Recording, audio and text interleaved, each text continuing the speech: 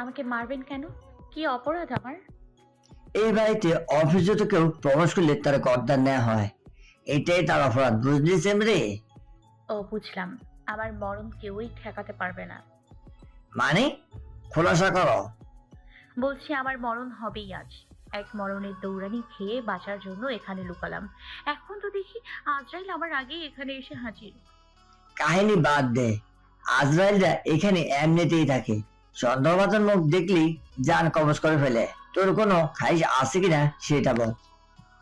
আছে। এই বাড়িটি একবার ঘুরে ঘুরে দেখা। এত সুন্দর বাড়ি আমি এই প্রথম দেখলাম। নিরীহ সুরে বলল মেয়েটি। লোকটি অনুসন্ধিৎসুদ নজরে চাইল মেয়েটির দিকে। এত সুন্দর বাড়িটার কি নাম চাচা? মায়ামহল। মেয়েটি কিছু বলার আগেই ডাক পড়ে লোকটির। হেরে গলায় কোনো পুরুষালী গলার আওয়াজ ভেসে এলো রুস্তম বলে। এই সেমরি, আমি আসতেছি। চুপচাপ বসে থাক কইলাম। রুস্তম আপনার নাম? কে ডাকলো আপনাকে? অমন বাঘের মতো গলার আওয়াজ। তুই চিনবি? ডাকছে গেটের পাহারাদার হারিস ফলোয়ার। জল্লাদ রুস্তম আমি। সবাইকে জবাহ করি। মেয়েটি আহত কেঁপে উঠল। মনে মনে বলল, মাগো, এ কোন মৃত্যুপুরীতে চলে এলাম বাঁচতে গিয়ে। আমাকে বাঁচানোর কি কেউই নেই এই নিষ্ঠুর পৃথিবীতে? রুস্তম চলে গেল সামনের দিকে। তার কাজ শেষ করে মায়ামহলের এক রুমের দরজায় গিয়ে দাঁড়ালো।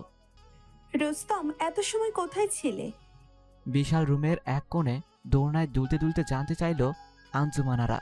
নিচু মাথায় রুস্তম বলল, বেগম সাহেবা ওদিকে কাজ পড়ে গেল বলে। কি কাজ এই অবেলায়? বেগম সাহেবা, একটা মেয়ে ঢুকে পড়েছে মহলের অন্দরে, তাই বিলম্ব হয়েছে এদিকে আসতে। আঞ্জুমানারা গরম চোখে তাকায় রুস্তমের দিকে। কৌতূহলী কণ্ঠে জিজ্ঞেস করল, কি বলিস তুই? তাও কোন মেয়ে? বয়স কেন হবে? অল্প বয়সে বালিকা মেয়ে। মায়ামহলে এই প্রথম কোনো অচেনা মেয়ে ঢুকে পড়লো। তাই বলে এত কচি একটা মেয়ের প্রাণ চলে যাবে মহলের নিয়মের করাতালে পড়ে? দরদে সুরে বলল আঞ্জুমানারা। এটাই যে এই মহলের চিরাচরিত নিয়ম বেগম সাহেবা। দ্বিতীয় বউ দেখেছে মেয়েটিকে? বা কেউ জানে? না, কেউ দেখেনি, কেউ জানে না। আমি দেখেছি, আমিই ধরেছি। মহলের মূল ফটক দিয়ে প্রবেশ করেছে মেয়েটি, না পাশের ফটক দিয়ে? প্রহরীরা কোথায় ছিল? বাসের পটক দিয়ে প্রবেশ করেছে বেগম সাহেবা। প্রহরী ছিল, কিন্তু সে জিমস ছিল তখন। সেখানেই বালিকাটি ফুট করে ছুরি পাখির মতো ঢুকে পড়লো। ওকে মারার আগে চুপি চুপি একবার আমাকে দেখিয়ে নে। কেন জানি মেয়েটাকে দেখতে খুব ইচ্ছে করতেছে। ছোটবাবু কি অবস্থা আছে খবর নিয়ে আগে, নয়তো সে মেয়ে আগে আমার গলা কাটবে। ও তো একটু অসুস্থ, উঠবে না, তাও দেখে নে। রুস্তম গিয়ে ছোটবাবুকে দেখে নেয়। তারপর চুপি চুপি মেয়েটির কাছে যায়। মেয়েটির হাতের বাঁধন খুলে দেয়। মেয়েটি ঘাবড়ে ওঠে। আঁতকে উঠে ভাবে, এই বুঝি তার প্রাণ পাখি উড়ে যাবে দেহ নামক খাঁচা থেকে। সে বসা থেকে উঠে দাঁড়ায়। দুই হাত সামনের দিকে লম্বা করে ধরে ঝাঁকুনি দেয়। মনে মনে আল্লাহকে স্মরণ করছে। আচ্ছা থাক, তাহলে দেখতে হবে না। কেন, হাউস ফিটে গেল সেমরে? মেয়েটি উপর নিচে মাথা নাড়িয়ে সম্মতি জানায়। মহলের কর্ত্রী আঞ্জুমান আরার নিকট মেয়েটিকে নিয়ে যাওয়া হলো। সে তীক্ষ্ণ দৃষ্টিতে মেয়েটির দিকে আপাদমস্তক চাইল। পিঠের উপর মমতার স্পর্শ দিলেন। জিজ্ঞেস করলেন, তোমার নাম কি? আমার নাম মায়া। মায়া? কে রাখলো এই নাম? আমার আম্মাই রাখছে। ফ্যাকাশে হয়ে আসা তীর তীর করে কাপা ঠোঁটে বলল মেয়েটি। আঞ্জুমানারা করুণ হাসি হেসে বলল, এই মহলের নাম মায়া মহল। এই মহলে এসে পড়লো ফুলের মতো ফুটফুটে এক মায়া। কি মিষ্টি দেখতে মেয়েটি, কিন্তু এখানে দয়া মায়ার কোনো বালাই নেই, ঘটে তার উল্টোটা। বেগম সাহেবা, ওর সাথে আলাপ শেষ করে নেন। আঞ্জুমান অতীতে ডুবে যাচ্ছে বুঝতে পেরে রুস্তম থামিয়ে দিতেই উক্ত বাক্যটি আওড়ালো। রুস্তম, এই মেয়েটি আজ রাতে বেঁচে থাকুক অন্তত, আমি ওর সাথে কিছু কথা বলবো। কি বলছেন বেগম সাহেবা? যদি রুস্তমের মুখের কথা কেড়ে নিল আঞ্জুমানারা।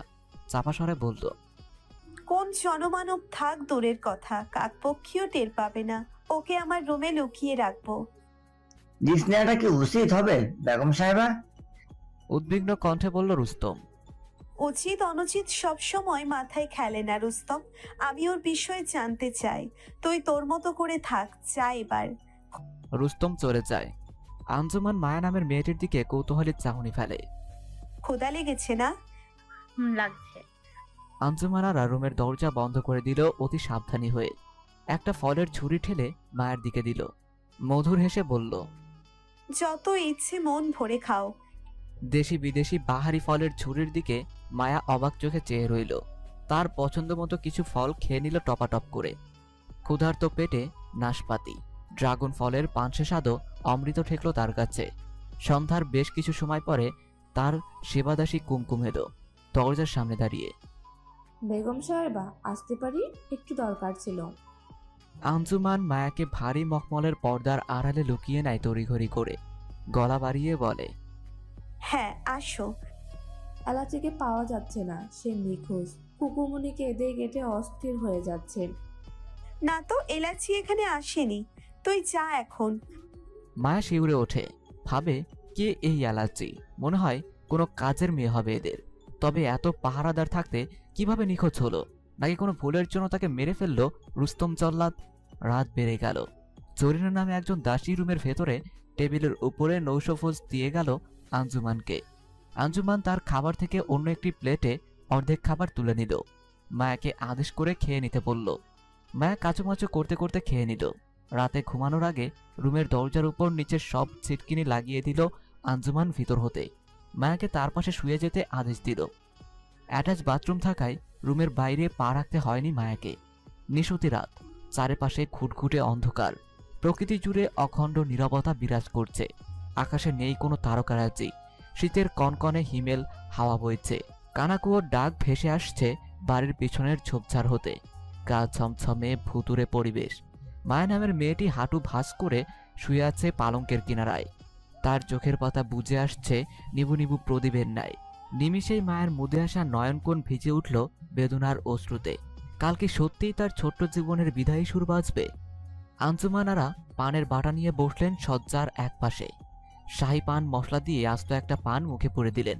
চিবোতে চিবোতে জিজ্ঞেস করলেন, তুমি কিভাবে আমাদের মহলে ঢুকে পড়েছো তা জানার দরকার নেই আমার। তবে কি কারণে এসেছো তা জানতে চাই। শুনলেই তো কালই তোমার জীবনের অন্তিম দিন। পাশ থেকে কোনো কথা শুনতে পেলেন না আঞ্জুমান। ঘাড় ঘুরিয়ে দেখে মায়া ঘুমিয়ে গিয়েছে। আহ বলে আক্ষেপের ঝড় তুললেন। আপন মনে বললেন, গতকাল সূর্য ওঠার আগেই মেয়েটির প্রাণনাশ হবে। কোথা হতে এলো? কি হলো তার জীবনে? কিছুই যে জানা হলো না। অজস্র প্রশ্ন আঞ্জুমানের মনে ঘুরপাক খাচ্ছে মায়াকে নিয়ে। উষা লগ্নেই ঘুম ভেঙে যায় মায়ার। দেখতে পেল জায়নামাজে বসা আঞ্জুমান, তার দুহাত প্রার্থনারত ও দু চোখ অশ্রুসিক্ত। মায়া মনে মনে বলল, আমার আম্মারেও দেখতাম খালি নামাজের পাটিতে বসে কাঁদতো, উনিও দেখি কাঁদতেছে। সব আম্মারাই কি নামাজ শেষে মোনাজাতে বসে কাঁদে? কিসের এত লুকোনো দুঃখ আম্মাদের? কিসের? মায়া অশ্রমে গিয়ে শুধু পেস্ট দিয়ে দাঁত ব্রাশ করে মুখ ধুয়ে নিল। আয়নায় নিজেকে দেখল। রুমে এসে দাঁড়িয়ে রইল অবুঝের মতো। ততক্ষণে আঞ্জুমান উঠে গিয়েছে। মায়া বোকা চোখে রুমের চারপাশে দেখতে লাগলো। এত নান্দনিকতার ছোঁয়া, এত দামি দামি আসবাবপত্র থাকতে পারে কেবলমাত্র কোনো নারী থাকার রুমে? এ যেন মায়ের জন্য অকল্পনীয়, অবিশ্বাস্য। কোনো স্বপ্নপুরীতে চলে এলো নাকি সে? আঞ্জুমান মায়ের দিকে অঙ্গুলি নির্দেশ করে। ওই যে টাওয়েল দিয়ে মুখ মুছে নাও, বেতের চেয়ারটাই বসো। মায়া মুখ মুছে চেয়ারটিতে বসলো। তার আম্মার কথা খুব মনে পড়ছে। পালাতে চায় সে এখান থেকে, কিন্তু এত বিশাল বাড়ির কোন পাশে কোন পথ সে কিছুই জানে না। গেটে পাহারাদার সার্বক্ষণিক জেগে থাকে মনে হয়। মায়ের ভাবনা সুতো ছিঁড়ে যায় আঞ্জুমানের কোমল স্বরের ডাকে। কি চিন্তা করছো মেয়ে? তোমাকে মেরে ফেলবে এটা? মায়া মাথা নেড়ে হ্যাঁ বলে। পরক্ষণেই অনুনয় করে বলে, আমি তো কোনো অপরাধ করিনি, ভুল করে আপনাদের বাড়িতে এসে পড়েছি। আমাকে চলে যেতে সাহায্য করুন, আমি আমার আম্মার কাছে চলে যাব। এটা আমি রাতেই ভেবে রেখেছি। তোমাকে বাঁচাবো আমি, তোমাকে পালিয়ে যাওয়ার ব্যবস্থা করব আমি। তবে তোমার বিষয়ে সব জানার পর, নয়তো মানসিক অশান্তি পোহাতে হবে আমাকে। আচ্ছা, তোমার জন্য তোমার পরিবার চিন্তা করছে না? করছে। আমার আম্মা আম্মা ছাড়া আমাকে নিয়ে চিন্তা করার আর কেউই নেই। রুস্তম মায়াকে নিয়ে যেতে আসে আঞ্জুমানের খাস কামরায়। বাধা দিয়ে আঞ্জুমান তাকে বলে, শোনো মন দিয়ে, কেবল মহলে প্রবেশ করার জন্যে এমন একটি নিষ্পাপ মেয়ের প্রাণ যেতে পারে না। ওকে 2 দিন পর গোপনে মহলের বাইরে নিয়ে নিও। তার আগে তোমার কাউকেই কিছু বলতে হবে না, আমিই সব দিক ম্যানেজ করব। রুস্তম আশ্চর্য হয়ে যায় শুনে, হতবম্ব চাহনিতে বলে, কি বলছেন বেগম সাহেবা? ছোটবাবু কোনোভাবে জানতে পারলে আমার গলা কাটা পড়বে যে। বললাম তো, আমি সেই ব্যবস্থা করব, তোমার চিন্তা করতে হবে না। বেগম সাহেবা, এমনও তো হতে পারে এই মেয়েটা গুপ্তচর। হয়তো, সেটাও আমি দেখছি, তুমি যাও। নাস্তার সময় হলে কুমকুম নাস্তা পরিবেশন করে দিয়ে যায় আঞ্জুমানারাকে। হ্যাংলা গরনের মায়াকে তার আগেই দরজার পিছনে লুকিয়ে রাখে আঞ্জুমান। কুমকুম আর 1 প্লেট নাস্তা সাজিয়ে নিয়ে এসো। কুমকুম হুকুম পালন করে যায়। কেন লাগবে তা না জিজ্ঞেস করেই আঞ্জুমানের সাথে দামি মার্বেল পাথরের গোল টেবিলে নাস্তা খেয়ে ওঠে মায়া। তার মনে হলো এলাচের কথা, নিজেকে দমাতে না পেরে জিজ্ঞেস করে ফেলল, আচ্ছা, এলাচিকে পাওয়া যায়নি? তিনি কে হয় আপনাদের? আঞ্জুমানারা আলতো হেসে বলে, না পেলে খবর পেতাম। ফার্সিয়ান এলাচিতে এমন প্রায়ই নিখোঁজ হয়, আবার পাওয়া যায়। বুঝলাম না। এলাচি আমাদের বেলায়ের নাম, বুঝলে? ও আচ্ছা, আপনারা সবাই একসাথে ডাইনিং টেবিলে বসে খান না কেন? বাড়িতে আর কে কে আছে? আঞ্জুমান চোখ বড় করে মায়ের দিকে চায়, দৃষ্টিতে কাঠিন্যতার সমারোহ, খানিক বিরক্তিও। মায়া ভয়ের সাথে ইতস্তত বোধ করে, মনে হলো সে মস্ত বড় ভুল করে ফেলেছে কথাটি বলেই। তুমি তো দেখি সাহসী ও দুরন্ত, বেশ কৌতূহলীও বটে। এত কৌতূহল ভালো না। রুস্তমের আন্দাজ বিফলে যাবে না মনে হয়। তুমি কি গুপ্তচর, মহলের গুপ্তধনের? অবশ্যই এটা তুমি এখন স্বীকার যাবে না, এটাই স্বাভাবিক। মায়া বেচার মুখে গোল গোল চোখে চাইল আঞ্জুমানের মুখ পানে। তার চাহনি আধভোলা, নিখাদ, মায়াবী, স্নিগ্ধ, ভোরের সতেজ হওয়ার মতো। ক্ষমা করে দিবেন আমাকে, আর এমন কৌতূহল দেখাবো না বেগম সাহেবা। মায়ের মান্যতা ও অনুগত ভাব দেখে সন্তুষ্ট হল আঞ্জুমান। আচ্ছা ঠিক আছে, চুপচাপ থাকবে বাঁচতে চাইলেও বেরিয়ে যেতে চাইলে। মায়া বোবা মুখে ঘাড় হেলিয়ে সম্মতি জানায়। সেদিন মহলের বাইরে উটকো ঝামেলা ঘটায় মায়ের কাহিনী জানতে পারেনি আঞ্জুমান। তারপর সে নিজেই অসুস্থ হয়ে পড়ে। এভাবে পার হয় আরো 2 দিন। মায়ের দুশ্চিন্তা ঘনীভূত হয়, কারণ তার জীবনের গল্প না বলে এখান থেকে মুক্ত হতে পারবে না সে কিছুতেই। ছোট বাবু, ধোয়া ওটা গরম গরম চিকেন স্যুপটি খেয়ে নিন, ভালো লাগবে। মৃদু চর নিয়ে শয্যায় শায়িত ছোটবাবু উঠে বসলো বালিশে হেলান দিয়ে। হাত বাড়িয়ে সুপের বাটিটি নিল। সুপের বাটি খালি করেই আবেশে 2 চোখ বুজে ফেলল সে। শীতের ভেজা সন্ধ্যায় এর চেয়ে আর উত্তম কোনো খাবার হতেই পারে না। শরীর মন চাঙ্গা হয়ে গেল তার। খালি বাটি নিয়ে রুম থেকে প্রস্থান নিচ্ছিল। মহলের পুরনো ভিত্ত পরশ চাকলাদার ডাক পড়ল পিছন হতে। চাচা, আজকের স্যুপ অন্য দিনের স্যুপের চেয়ে বেশি সুস্বাদু হয়েছে। এই ছেলে নতুন চাকরা নিয়ে এসেছে নাকি? কই না তো ছোট বাবু, শুনলাম না তো। ও, তাহলে যে এই স্যুপটি বানিয়েছে তাকে দিয়েই কাল সকালে আবারও এই চিকেন স্যুপটি বানিয়ে নেবেন আমার জন্য। ঠিক আছে ছোট বাবু, মনে থাকবে। তার পরের দিন সকালে একই রকম স্যুপ খেয়ে অফুরন্ত ভালো লাগায় ভরে যায় ছোটবাবুর মন। মনে মনে নতুন চাকরানিকে দেখার অভিলাষ পোষণ করে। সেই ব্যস্ত দুপুরে ছোট সাহেব খাস কামরায় যায় কোনো এক কারণে। চাপানো দরজা ঠেলেই সে দেখতে পায় পালঙ্কের চিপায় ঘাপটি মেরে বসে আছে একটি অচেনা মেয়ে। সে কয়েক পা এগিয়ে যায়, মুরগি ধরার মতো খপ করে ধরতে গিয়েও ধরল না মেয়েটিকে। হুঙ্কার দিয়ে ওঠে। সবাই এসে জড়ো হয়। পরশকে আদেশ দেয় রুস্তমকে খবর দিতে। রুস্তম এলে ক্রোধান্বিত হয়ে রক্তচক্ষু নিয়ে বলে, তোর ব্যবস্থা পরে করছি। মহলে গুপ্তচর কিভাবে আমার শয়ন কক্ষ পর্যন্ত ঢুকে পড়লো, এই মেয়েটিকে নিয়ে আটকে রাখো। একে টুকরো করবো আজ আমি নিজ হাতে। রুস্তম ভয়ে তটস্থ। মায়া ভীত সন্ত্রস্ত চোখে চেয়ে রইল রুস্তমের দিকে। মায়াকে টেনে হিসড়ে মহলের বাইরে নিয়ে গেল রুস্তম। দাসীরা ভূত দেখার মতো চমকে ওঠার ভান করল ছোটবাবুর সামনে। সন্ধ্যায় ছোটবাবু আজ সে একই স্যুপ খেতে চাইল। জানতে পারল স্যুপ বানানো মেয়েটিকেই সে দুপুরে বন্দি করেছে। সে বিস্মিত হলো শুনে। স্যুপ তৈরি করে কোনো এক চাকরানি। তবে চাকরানি কেন আম্মার রুমে লুকিয়ে রবে? পরক্ষণেই লম্বা লম্বা পা ফেলে চলে গেল মহলের অদূরে বাগানের ভিতরে অবস্থিত নির্জন সেই কক্ষে। শব্দহীনভাবে বাইরে থেকে তালা খুলে ভিতরে ঢুকল। দেখল মায়া ঘুমিয়ে আছে। তার বুকে ওড়না নেই। ওড়না বিছিয়ে তার উপরেই সে ঘুমিয়ে আছে। সে মৃদু পায়ে মায়ার খুব নিকটে গিয়ে একটি মোড়ায় বসল। ঘুমন্ত মায়ার মুখচ্ছবিতে সে অবিকল চেয়ে আছে, ভাবছে কে এই গুপ্তচর, কি তার পরিচয়, এত লোভনীয় চমৎকার রান্নার হাত তার। কিন্তু তাকে মেরে ফেললে আমার প্রিয় চিকেন স্যুপ খাবো কিভাবে? না না, এটা হতে পারে না। সামান্য রসনা তৃপ্তির জন্য মহলের নিয়ম ভঙ্গ করাও অন্যায় হবে। রুমের বাইরে মহলের পালিত কুকুরের ঘেউ ঘেউ আওয়াজে মায়ের ঘুম ভেঙে যায়। চোখ মেলেই দেখতে পেল মহলের ছোটবাবু নামে পরিচিত সাদমান শাহেরকে, যার নির্দেশে সে এখানে বন্দী। শাহের দেখতে সুদর্শন যুবক, সুপুরুষ, লম্বা চওড়া, স্বভাবে চঞ্চল, গায়ের রং শ্যামবর্ণ, মুখের গড়ন লম্বাটে, মেজাজ খিটমিটে, অল্পতে রেগে যায়। শহরে পড়াশোনা শেষ করেছে 3 বছর আগে। সেখানে পিতার ব্যবসা দেখাশোনা করে, মাঝে মাঝে গ্রামে আসে। মাথায় ছাকরা চুল খারদ্দি, চোখের রং বাদামি, হাতে সবসময় বিভিন্ন ব্র্যান্ডের ঘড়ি পরে থাকে, ইউজ করে নামি দামি সব পারফিউম। মায়া ধর্মরিয়ে উঠে বসে, সরু চোখে চায় শাহেরের দিকে।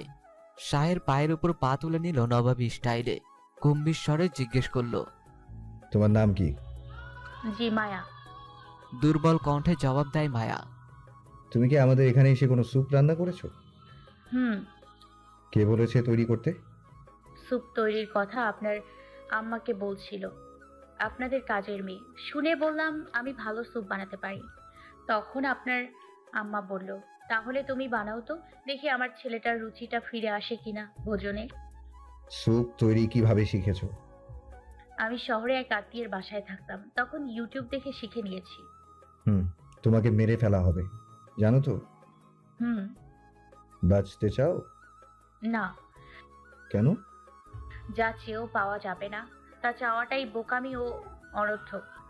মায়ের বুদ্ধিদীপ্ত চতুর জবাব, শুদ্ধ বাংলায় কথা বলা, শব্দচয়ন, উচ্চারণ শুনে শাহের অবাক হয়। ভাবে এই মেয়ে কিভাবে কাজের লোক হয়, অদ্ভুত তো। তবুও নিজ সিদ্ধান্তে সে অটল থাকে, কারণ তার বিশ্বাস মাকে কেউ কৌশলে পাঠিয়েছে এই বাড়িতে। সে সত্য মিথ্যা যাচাই করার প্রয়োজন মনে করে না। নির্জন রুমে মায়াকে একা রেখে শাহের বেরিয়ে যায়। রুস্তমকে আদেশ দেয় রাতের আধারেই যেন মায়াকে মেরে পুঁতে ফেলা হয়। রাতে বাইরে থেকে মহলে ফিরে আসে আঞ্জুমান। মায়াকে রুমে না দেখেই তার বুক কেঁপে উঠল। সে জিজ্ঞেস করার আগেই সব শুনে যায় মায়া সম্পর্কে। ব্যস্ত পায়ে পুত্রের রুমে যায়। শাহের ধারণা করেছিল তার মা উদ্বেগ প্রকাশ করতে এসেছে তাদের মহল নিয়ে। সে মাকে দেখে গলা বাড়িয়ে বলল, আম্মা বসেন, উৎকণ্ঠায় থাকতে হবে না আর। জানি এতক্ষণে সব শুনে গিয়েছেন। দেখলেন তো, আপনার অনুপস্থিতিতে মাত্র কয়েক ঘন্টার ব্যবধানে আপনার রুম থেকে উদ্ধার হলো চোর। আজ রাতেই মেয়েটির জীবন আসান হবে। মূল গেটের কর্তব্যরত গার্ডকে এই মাসেই বিদায় করে দেব। জলজান্ত একটা মেয়ে গার্ডের চোখ ফাঁকি দিয়ে বাড়ির ভেতরে কিভাবে এসে পড়ল? মেয়েটির প্রাণ নেওয়ার পূর্বে তার মুখ থেকে আমি কিছু শুনতে চাই। ওকে আমার শয়নকক্ষে পাঠিয়ে দে। শাহের আশ্চর্য হলো, অবাক কণ্ঠে বলল, আম্মা, কই এর আগে তো কারো সম্পর্কে শুনতে আগ্রহ প্রকাশ করেননি, আজ হঠাৎ? এর আগে কি এই বাড়িতে এমন করে কোনো মেয়ে প্রবেশ করেছে? কোনো মেয়ের মাথা কাটা পড়েছে? না আম্মা, সব ছিল ছেলে মানুষ। এই জন্যেই আমি জানতে চাই মেয়েটিকে। রুস্তমকে খবর দে দ্রুত। গমগমে স্বরে আদেশ দিয়ে পুত্রের রুম থেকে প্রস্থান নেয় আঞ্জুমানারা। শাহের উঠে যায় মায়ের আদেশ মান্য করে। চোয়াল শক্ত করে মায়াকে সঙ্গে করে নিয়ে আসে মায়ের রুমে। চেয়ারে আরাম করে বসে পড়ে হেলান দিয়ে। আঞ্জুমানারার নির্দেশে মায়া রাতের খাবার খেয়ে নেয়। সে পুত্রকে বলে, তুই বসে আছিস কেন? আপনি যা শুনবেন আমিও তা শুনতে চাই। আচ্ছা বস তাহলে। মায়া, তোমার কোনো আপত্তি আছে আমার পুত্রের সামনে কথা বলতে? না বেগম সাহেবান, নেই। তাহলে সত্যি সত্যি করে সব বলো। কে তুমি? কি পরিচয়? কেন কিভাবে আমাদের বাড়িতে ঢুকে পড়লে? তোমার বলাই কোনো ফাঁক ফোকর প্রমাণ হলে মরবে তো নিশ্চিত, কিন্তু যন্ত্রণা পেতে পেতে মরবে, মনে রেখো। শুনে মায়ের মাঝে বিশেষ হেলদোল দেখা গেল না। সে ভাবলেশীন ভাবে রুমের দেয়ালের দিকে চেয়ে রইল। পরক্ষণেই মলিন মুখে মায়া বলতে লাগলো, আমি চরের মেয়ে, আমার আব্বা নেই। আমার মুখে শুনেছি আব্বা আমার শিশুকালেই মারা গিয়েছে। আমরা 3 বোন, কোনো ভাই নেই। আমার বাকি 2 বোন মারা গিয়েছে। একজন বিলের ধারে শাক তুলতে গিয়ে সাপের কামড় খেয়ে মারা গিয়েছে, আর একজন ডায়রিয়া হয়ে চিকিৎসার অভাবে মারা গিয়েছে। আমার দাদা দাদি ফুপু কেউই নেই। নানার পক্ষের কেউ কেউ আছেন। আম্মা আমাকে নিয়ে একা হয়ে পড়েন। পরে এক দুঃসম্পর্কের আত্মীয় আম্মাকে আমি সহ ঢাকায় নিয়ে যায়। তারা ধনী লোক, সবাই বড় বড় চাকরি করে। আম্মা তাদের বাসার দেখাশোনা ও সব কাজ করত এবং বিনিময়ে আমার শর্ত অনুযায়ী আমাকে তার স্কুলে ভর্তি করিয়ে দিই। আমি এবার এসএসসি পাশ করেছি, মোটামুটি সব ঠিকঠাক চলছিল, কিন্তু আমি কলেজে ভর্তি হতে চাই। তারা আর পড়াতে চাচ্ছে না। তার চেয়েও বড় বিপদ হলো তাদের এক রিলেটিভ ছেলে কয়েক মাস ধরে আমার পেছনে লেগে পড়েছে। সে নাকি আমাকে পছন্দ করে, তাই বিয়ে করতে চায়। এতে তারাও রাজি হয়ে যায় তাদের পারিবারিক স্বার্থে। তাই আমি আম্মাকে বলে গ্রামে চলে আসি। উদ্দেশ্য নানাদের বাড়িতে থেকে গ্রামের কলেজে ভর্তি হব আর টিউশনি করে নিজের পড়ার খরচ মেটাবো। বাস থেকে নেমেই রিক্সার জন্য হাঁটতে থাকি, দেখি আমাকে অচেনা দুটো ছেলে ধাওয়া করছে। তাই দৌড়ে আপনাদের বাড়িতে ঢুকে যাই। মনে হলো এই বাড়ির চারিধারে প্রাচীর ঘেরা রয়েছে, এখানে চাইলেও তারা হুট করে আসতে পারবে না। তবে মনে হয় তারা পরে আর আমাকে দেখতে পায়নি। তখন রুস্তম নামের জল্লাদ আমাকে দেখে যায়, ধরে নিয়ে বাগানে বেঁধে রাখে। মায়া কথাগুলো এক নাগারে স্বতঃস্ফূর্তভাবে বলে থেমে যায়। তার পরের সময়ের ঘটনার বিবরণ আঞ্জুমান আরা ছেলেকে শোনায়। শাহের মায়াকে বলল, অচেনা ছেলেরা তোমাকে ধাওয়া করার কারণ? মনে হয় সেই ছেলে এদের লাগিয়েছে আমাকে ধরে নিয়ে যাওয়ার জন্য। ও এমন বেপরোয়া টাইপের ছেলে। এমনি কি আর পালিয়ে আসছি ছোটবাবু? মায়ের চোখের কোণ বেয়ে অশ্রু ঝরতে লাগলো নীরবে। শাহেরও তার মা দৃষ্টি বিনিময় করলো ইশারায়। তোমার প্রয়োজনীয় জিনিসপত্র নিয়ে এসেছো তো? জিজ্ঞেস করলো শাহের। আনছি ছোটবাবু। আঞ্জুমান আরা বলল, আনছে। ছোট একটা ব্যাগ ছিল তো। তোমার কথা বিশ্বাস করলাম, তাই তোমার মৃত্যুদণ্ড সাময়িকভাবে স্থগিত মায়া। তোমাকে আমি কলেজে ভর্তি করিয়ে দিব, বিনিময়ে তুমি আমার আম্মার দেখাশোনা করবে। রাতেও আমার রুমেই ঘুমাবে। আম্মা প্রায়ই অসুস্থ হয়ে যায়, আর আমি যখন চাইবো তোমার হাতে স্যুপ বানিয়ে খাওয়াবে আমাকে, এবং তোমার মায়ের সাথে যোগাযোগ করবে সব সময়। শাহের, তুই কি বলছিস বাবা? তুই স্বাভাবিক আছিস তো? বিস্ফোরিত চোখে চেয়ে বলল আঞ্জুমান আরা। শাহের বসা থেকে উঠে দাঁড়ায় ভাব গাম্ভীর্যের সাথে। দুর্বোধ্য হাসি দিয়ে বলল, আম্মা বিস্মিত হচ্ছে। মায়ামহলে নতুন আলোড়ন সৃষ্টিকারী নতুন কিছু সূচনা হলো, তাই তো? ফাঁসির আসামিকেও কিন্তু মুক্ত করে দেয়া হয় আম্মা, যদি সিচুয়েশন তেমন হয়। আপনি তো এটাই চেয়েছেন আম্মা, চমকাচ্ছেন কেন তাহলে? আঞ্জুমান আরা ছেলের কথার প্রতি উত্তর না দিয়ে চুপ থাকে। এরপর মায়ের দিকে দৃষ্টি তাক করে শাহের বলল, তবে এটা জেনে রাখো, কখনো যদি তোমার মিথ্যা কিছু ধরা পড়ে, আমার হাতে তোমার মৃত্যু হবে নির্মম। শাহের ভারী ভারী পা ফেলে মায়ের রুম থেকে বেরিয়ে যায়। এর ঠিক এক সপ্তাহ পরেই মায়া মহলের বিশ্বস্ত কর্মচারী বাতেন মারা গেল। মৃত্যুর কারণ খুব সাধারণ, জ্বর, শরীর ব্যথা এবং সারা শরীর জ্বালাপোড়া। কিন্তু বাতেনের মৃত্যুটা সবার কাছে স্বাভাবিক মনে হলেও একজনের কাছে কিছুটা সন্দেহজনক লেগেছে। তবুও সেই ব্যক্তি নীরব রইল। কেবলমাত্র ধারণা করে কাউকে ধরে ফেলা সমীচীন হবে না। এদিকে কালক্ষেপণ না করেই মহলে মায়ার বিষয়টা সবাইকে জানিয়ে দিল আঞ্জুমান আরা। তাই এখন আর মায়ার লুকোচুরি করে থাকতে হয় না। মহলে তার পরিচয় আঞ্জুমান আরার গল্প বলার সঙ্গী ও দুঃসম্পর্কের আত্মীয়। অন্য সবার মতোই নিত্য স্বাভাবিক জীবনযাপন করে মায়া। একসময় আঞ্জুমান আরা ছোট্ট পুত্র শাহেরকে ডেকে বলল, মেয়েটার বিষয়ে তার নানার বাড়ি গিয়ে খোঁজ খবর নেওয়া জরুরি নয় কি? না আম্মা, লাগবে না। আমাদের কাছে এই মেয়ে চুনোপুটি। সেই যদি মহলে কোনো মতলব নিয়েও আসে, কিংবা যদি তার বলা করুণ গল্পটা মিথ্যে হয়, টিকতে পারবে? পারবে না আম্মা। পিঁপড়ার মতো এক পিষায় তার প্রাণবায়ু কেড়ে নেব আমি নিজ হাতে। আচ্ছা বুঝলাম, তাহলে ওকে কলেজে ভর্তি করিয়ে দে। মেয়েটাকে বোকা মনে হয় না, হয়তো আমাদের পরিবারে কোনো না কোনো উপকার হতে পারে তাকে দিয়ে। আমি নয় আম্মা, তুমি বড় ভাইজানকে বলে দিও ভর্তি করিয়ে দিতে। আচ্ছা তাই হবে, তুই যেতে পারিস। আঞ্জুমান বড় পুত্র জুবায়েরকে ডেকে পাঠালো।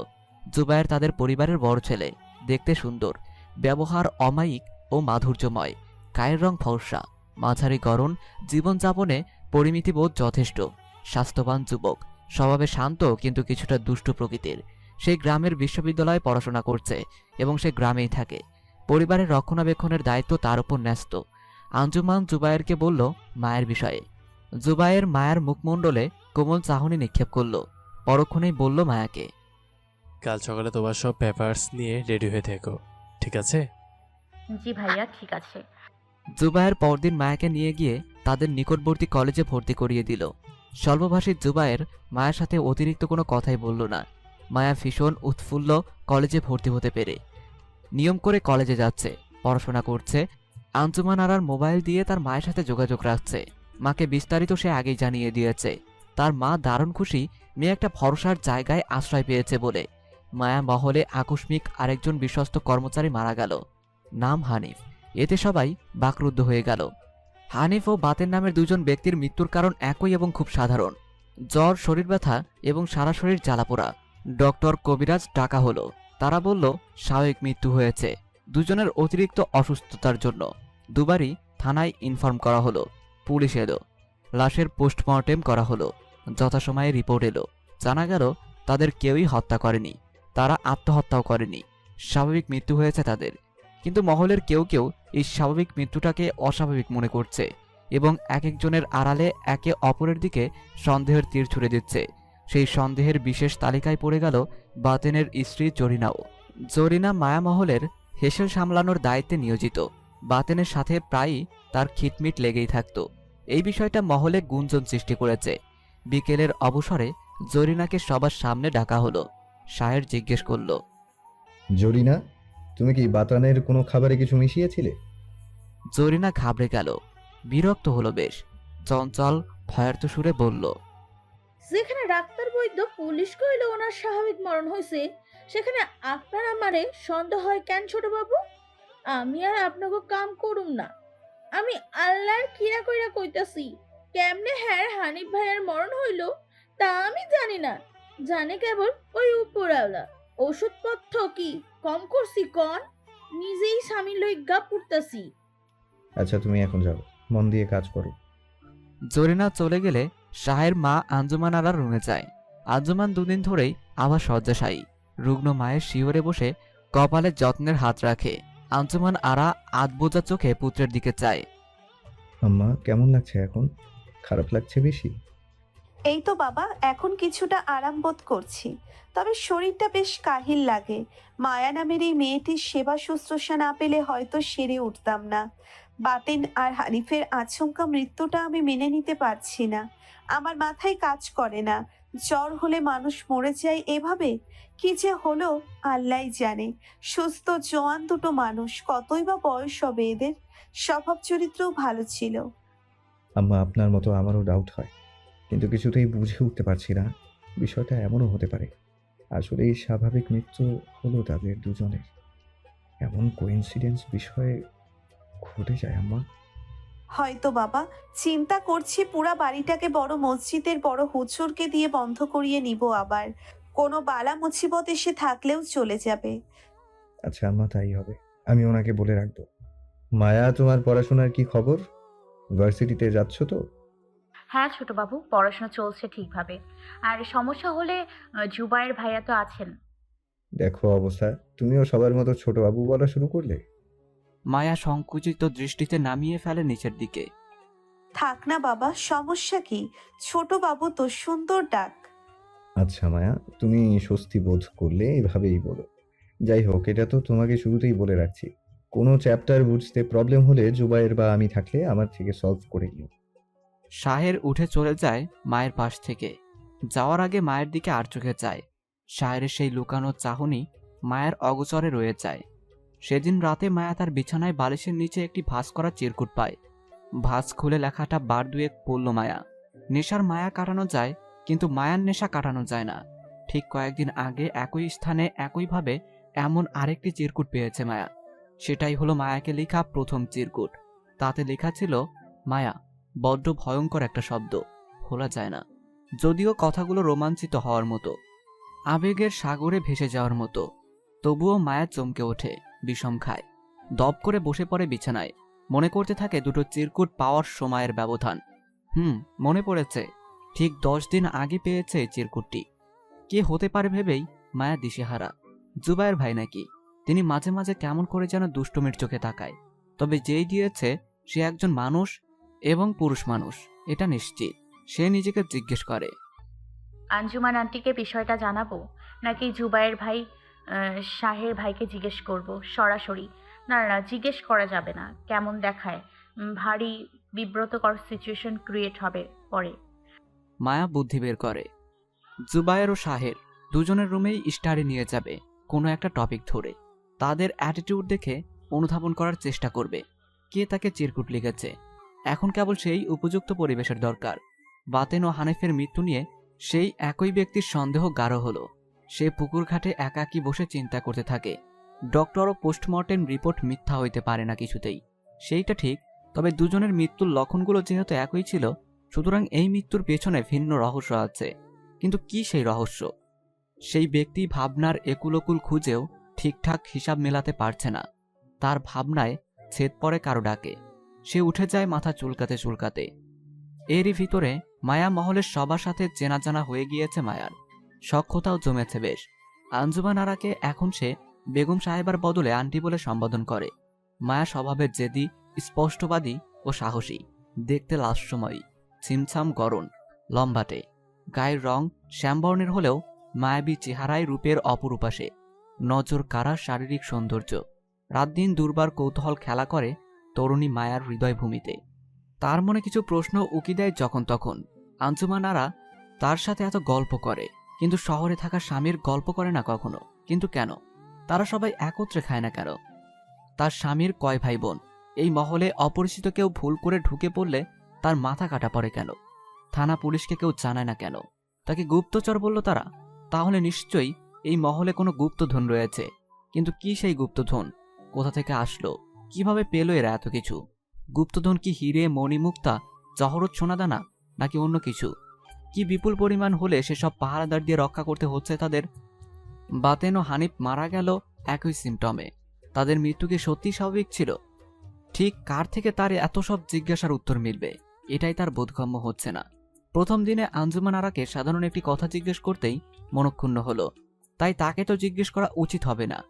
মায়াকে আলাদা রুমে দেয়া হলো কিছুদিন আগেই। একটা পড়ার টেবিলেও ছোট্ট একটা ওয়ার্ড্রোব দেয়া হলো তার নিত্য প্রয়োজনীয় জিনিসপত্র রাখার জন্য। বেশিরভাগ রাত্রিতে মায়া আঞ্জুমান আরার সঙ্গেই ঘুমায়। মায়া তৃতীয়বারের ন্যায় আরেকটি চিরকুট পেল বালিশের নিচে।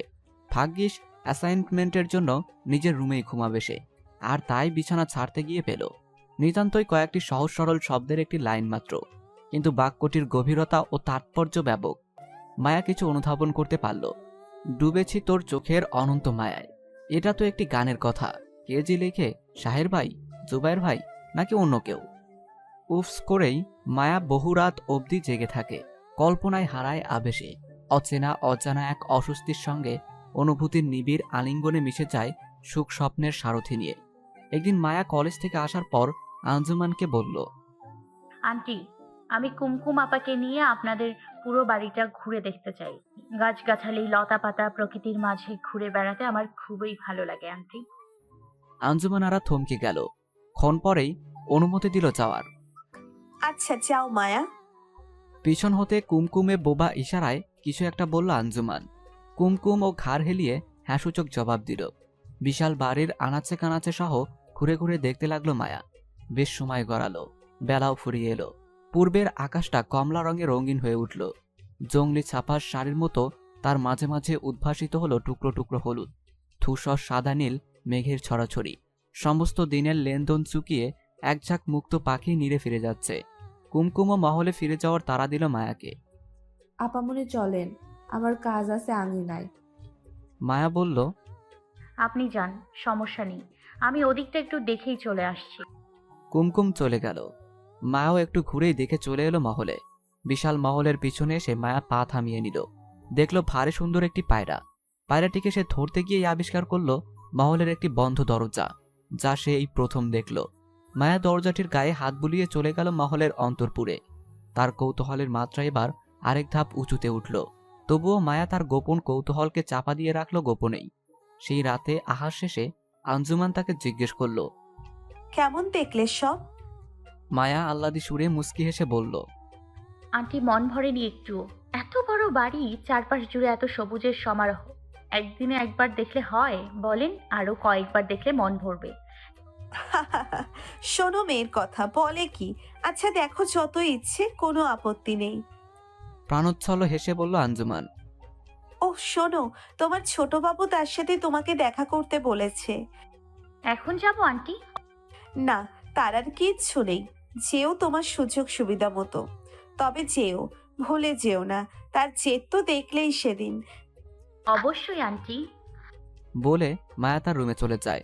তার একদিন পর এক ব্যস্ত দুপুরে আঞ্জুমানের সেবাদাসী কুমকুম সন্তপর্ণে জুবাইরের রুমে এলো। ভীত চিত্তে বলল, ভাইজান একটা কথা কইতে চাই। কি কথা বলছো? বলে ফেলে ঝটপট। পিসির কিবোর্ডে আঙ্গুল চালাতে চালাতে বলল জুবাইর। আমার সাথে হানিফ ভাইয়ের ভালোই খাতির ছিল। উনি মারা যাওয়ার আগে আমার একটা কিছু কইছিল। জুবাইরের হাত থেমে যায়, মুখ ঘুরিয়ে কুমকুমের পানে চায়, একটু সময় চুপ করে থাকে, পরে জিজ্ঞেস করে, থামলে কেন? বলো, হানিফ কি বলতে চেয়েছে বা কি বলেছে? হানিফ ভাই আমার হাত ধরে কইল, কুমকুম আমার মনে হয় আমি আর বাঁচব না, আমি মইরা যামো, আর এর জন্যই আমি দায়ী। কিন্তু বিষয়টা এমন কইলা কইতে পারতাছি না তোরে। কইলে সবার আগে তুই আমারে ভুল বুঝবি, আমারে মাফ কইরা দিস তুই। তুমি এতদিন বললে না কেন কারো কাছে এই কথাগুলো? তারা দুজন মরে গিয়েছে, 1 মাস হলো। যদিও তোমার কথায় মাথা মুন্ডু কিছুই বুঝতেছি না। ভাইজান গো, আমি ডরে কই নাই, আর কারেই কমু। ছোট বাবুরে সবাই ডরায়, আমিও। খালামাকে কিছু কইবার আগে কিছু না শুনে চিল্লা চিল্লি কইরা মাথায় উঠাই ফালায়। আর খালাম্মা তো এই কেসটার সঙ্গী মায়াপু, সে তো করে এখানে চাকরি, আজ আছে কাল নাই। খালু তো একটা আজরাইল, আপনারে খালাতো বোন বেনু, ওনাকে বললেও কিছু লাভ হইতো, উনি এই বাড়ির অতিথি। তো এখন আমাকে বলি কেন? এখন মনেরে বুঝাইতে পারি না, আপনি ঠান্ডা মেজাজের মানুষ, যদি কোনো রহস্য বাইর করতে পারেন তাই, নাইলে আমরা যদি সবাই আস্তে আস্তে মারা পড়ি ভাইজান, নাকি বাড়িতে জিন ভূতের কুনজর পড়লো, একজন একজন কইরা মইরা পুরো বাড়িটাই দখল করে নিব মনে হয়। হেরা তুই যা, আমি ব্যাপারটা ভেবে দেখি। আসুন, এই বিষয়টা ভুলেও যেন দ্বিতীয় কান না হয়, নয়তো তুই ফেঁসে যাবি। জুবাইরের কথা শুনে কুমকুম ঘাবড়ে ওঠে, মাথা নেড়ে বলে, কারো কাছে কমু না ভাইজান। কুমকুম চলে গেলে জুবাইর তার আপন কাজে ফের মনোযোগী হয়ে ওঠে। সেদিন রাতে একটি বই হাতে নিয়ে জুবাইরের রুমে যায় মায়া। চাপানো দরজা ফাঁক করে সে দেখতে পেল বেনুর ও জুবাইরের নিবিড় আলিঙ্গন। দুজনের 2 জোড়া ঠোঁট কবুতরের মতো একজোড়া হয়ে আছে। মায়া খুব করে গলা ছেড়ে তার আগমনী জানিয়ে দিল তাদের। তড়িতেই তারা দূরত্ব তৈরি করে নিল। বেনু লজ্জা না পেয়ে মায়ের উপর বিরক্ত হলো অনেক, রুম থেকে বেরিয়ে গেল। যাওয়ার সময় নিজের ভ্রুযুগল কুঞ্চিত করে অধিকার সুলভ কণ্ঠে মায়াকে বলল, মানুষ প্রশ্রয় পেলে মাথায় উঠে যায়, ভুলে যেও না তুমি এই পরিবারের একজন আশ্রিতা মাত্র।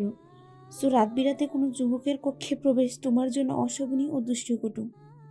বেনুর এমন দম্ভনীয় আচরণে মায়া ভীষণ ব্যথিত হলো। রুমে না ঢুকে পা ঘুরিয়ে চলে যাওয়ার জন্য উদ্যত হলো। পেছন হতে ডাক পড়ল তখনই, মায়ের ভিতরে আসো বলছি। মায়া রুমের ভিতরে গিয়ে কাচুমাচু হয়ে দাঁড়ালো বিরস মুখে।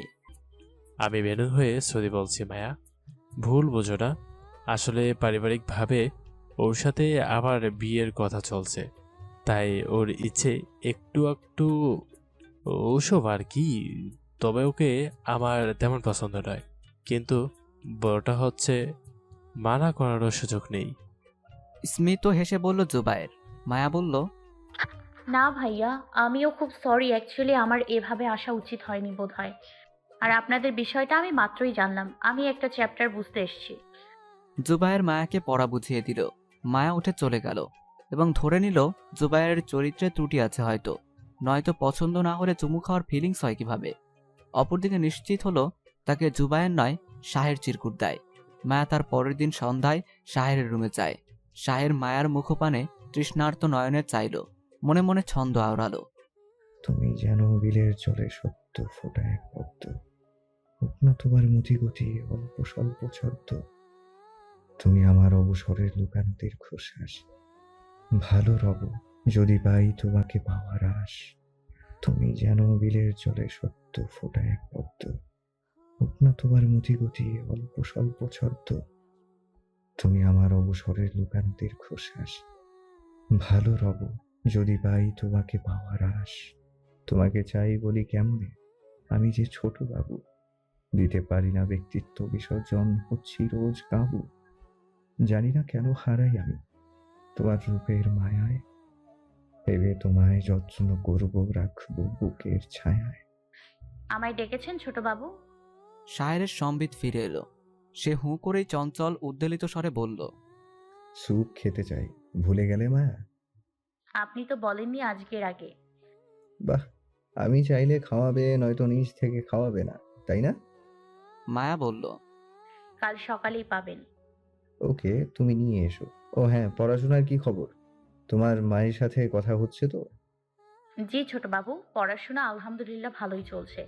আম্মার সাথেও কথা হচ্ছে মাঝে মাঝে আন্টির মোবাইল দিয়ে। তোমার মাকে একবার এসে বেরিয়ে যেতে বলো আমাদের বাড়ি থেকে। ওনার মেয়েটা কোন পরিবেশে আছে, কাদের সান্নিধ্যে আছে, ওনার দেখার সেই অধিকার রয়েছে। বলবো তাহলে এবার। ওহো, তোমার হাতে তো মোবাইল নেই। তোমাকে একটা মোবাইল গিফট করব আমি। তুমি এখন এই পরিবারের একজন সম্মানিত সদস্য। হাতে ফোন না থাকাও বেমানান। লাগবে না ছোটবাবু। বলে মায়া লাজুক মুখে বের হয়ে গেল। শায়ের নিজের অজান্তেই রোমাঞ্চিত হয়ে উঠল। এলোমেলো ভাবনায় মগ্ন হয়ে গেল বিছানায় উপুর হয়েই।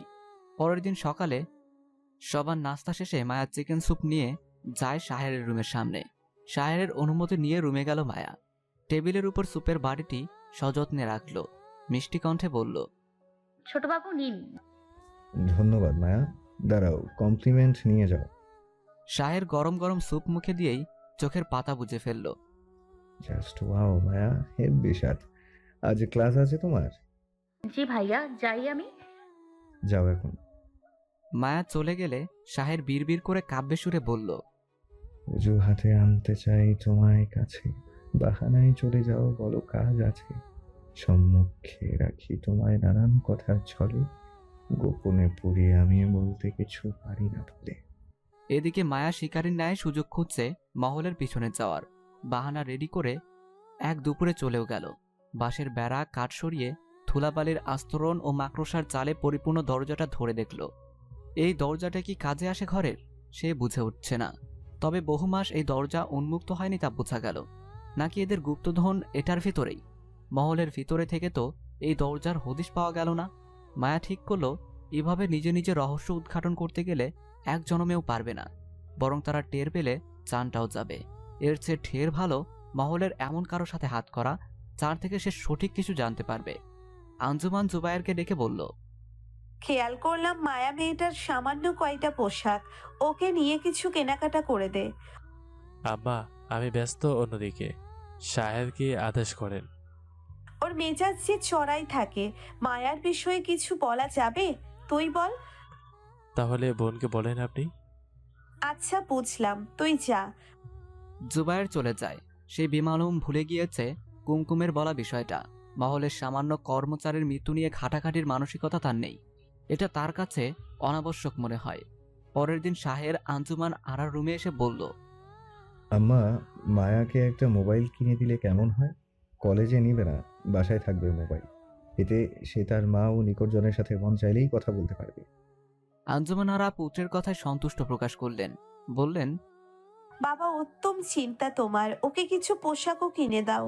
ঘুরে ফিরে 3-4টি পোশাক পরিধান করে মেয়েটি। নিজেই লজ্জিত হই, যেখানে আমাদের দাসীরাই বেহিসেবি পোশাক পরিধান করে। ও নো, তাই নাকি আম্মা? তো আরো আগে বলেননি কেন? সেই অবকাশ আছে? জুবাইর পারবে না, পাতেন হানি পড়ে গেল। তোর যেই তিরিক্ষি মেজাজ কিভাবে শুধাই? তাও ভুল বলেননি আম্মা। আচ্ছা, কালই আমি ওকে নিয়ে মার্কেটে যাব। আঞ্জুমান অবাকের সপ্তাকাশে পৌঁছে গেল শাহের কথা শুনে। মায়ের মতো মেয়েকে সঙ্গে নিয়ে শাহের মার্কেটে যাবে, এ যেন তার কাছে অলৌকিক বিষয়। সেদিন বিকেলে মহলের মূল ফটকে হৈহুল্লো শোনা গেল। সবাই ছুটে গেল গেটের কাছে, মূল ব্যক্তিরা ছাড়া। দেখা গেল পাশাপাশি একটি বাড়ির মানুষজনের জটলা। তাদের মাঝ থেকে কয়েকজন কন্দ্রণরত অবস্থায় বলল, আমাদের মাহবুব ভাই আকস্মিক মারা গিয়েছে। 2 দিন ধরে জ্বর, গা ব্যথা, শরীর জ্বালা পোড়া ছিল। শুনলাম আপনাদের বাড়িতে থাকা মায়া নামের মেয়েটির সঙ্গে মাহবুব ভাইয়ের খুব খাতির ছিল। মায়া যদি ওনার মৃত্যুর বিষয়ে কোনো কিছু বলতে পারতো। সব শত্রুমি ও কূটনৈতিক চাল মহলের বিরুদ্ধে। ভাগো সব, ভাগো বলছি। কি আবল তাবল বকছ? যার মরণ যখন, সে এমনিতেই মরবে। একটা উচিরা নিয়ে সে মরবে। এই বলে সিকিউরিটি গার্ড হারিস ও রুস্তম তাদের তাড়িয়ে দেওয়ার চেষ্টা করলো। তারা বলল, দয়া করে মায়াকে একটু ডেকে দিন, সত্য মিথ্যা ওনার মুখেই শুনি, তবে আমাদের স্বস্তি মিলবে। মায়াকে সবসময় মহলের যেই ব্যক্তিটি অনুসন্ধিসূত্র চোখে দেখে আসছে সেই ব্যক্তি এদের কথাগুলো পাশে দাঁড়িয়ে শুনে নিল। সে মহলের অন্দরে গিয়ে আড়াল হতেই মায়ের দিকে জলজল চোখে চেয়ে রইল। অপেক্ষা করবে সে আরো কিছুদিন। সংবাদটি গৃহ পরিচালিকার মাধ্যমে আঞ্জুমান আরাসহ মহলের সবাইরই কর্ণকুহরে প্রবেশ করতে কালক্ষেপণ হলো না। আঞ্জুমান আরার নির্দেশে মিতের পক্ষের অভিযোগকারীদের মহলের বৈঠকখানায় ডাকা হলো। তারা কয়েকজন ভেতরে এলো। যেহেতু বিষয়টা ব্যক্তিগত নয়, পারিবারিক ইস্যু, সুতরাং সবাই সত্যিটা জানার অধিকার রাখে। আঞ্জুমান নিজেই মায়াকে সঙ্গে নিয়ে বৈঠকখানায় গেল। শাহের জুবায়ের থেকে শুরু করে মহলের সকল শ্রেণীর সবাই উপস্থিত। বাকি রইল না সেই ব্যক্তিটিও। সে নিরীহ ভঙ্গিতে বসে আছে শ্বেত পাথরের মেঝেতে, গলায় বরাবরের মতো গামছা ঝুলানো। সবার দৃষ্টি উপচে পড়া উৎসুক খেলা করছে। এমনিতেই মহলে মায়াকে নিয়ে কানাঘুষা প্রতিনিয়ত চলে অন্যদের মাঝে। কি করে মায়া মহল নামের বাড়িটায় উড়ে এসে জুড়ে বসে গেল সম্পূর্ণ অজানা একটি সাধারণ মেয়ে? সে কি মায়াবিনী নাকি ছলনাময়ী? শাহের গরম কণ্ঠে তাদের জিজ্ঞেস করল। মাহবুব ভাইয়ের মৃত্যুর সাথে মায়ের কি সম্পর্ক? দুজন বলে উঠল। মাহবুব ভাই আমাদের কাছে বলছিল টুকটাক ওর কথা। কি বলেছিল? বলছে মায়ামহল বাড়ির মায়া মেয়েটিকে ভালোবাসি আমি, তাকে বিয়ে করব আমি। ওই বাড়ির কার আত্মীয় শুনলাম মেয়েটি। আমরা বলছি সে আপনাকে পছন্দ করে। মাহবুব ভাই বলছিল করে না। করতে কতক্ষণ, ম্যানেজ করে ফেলবো।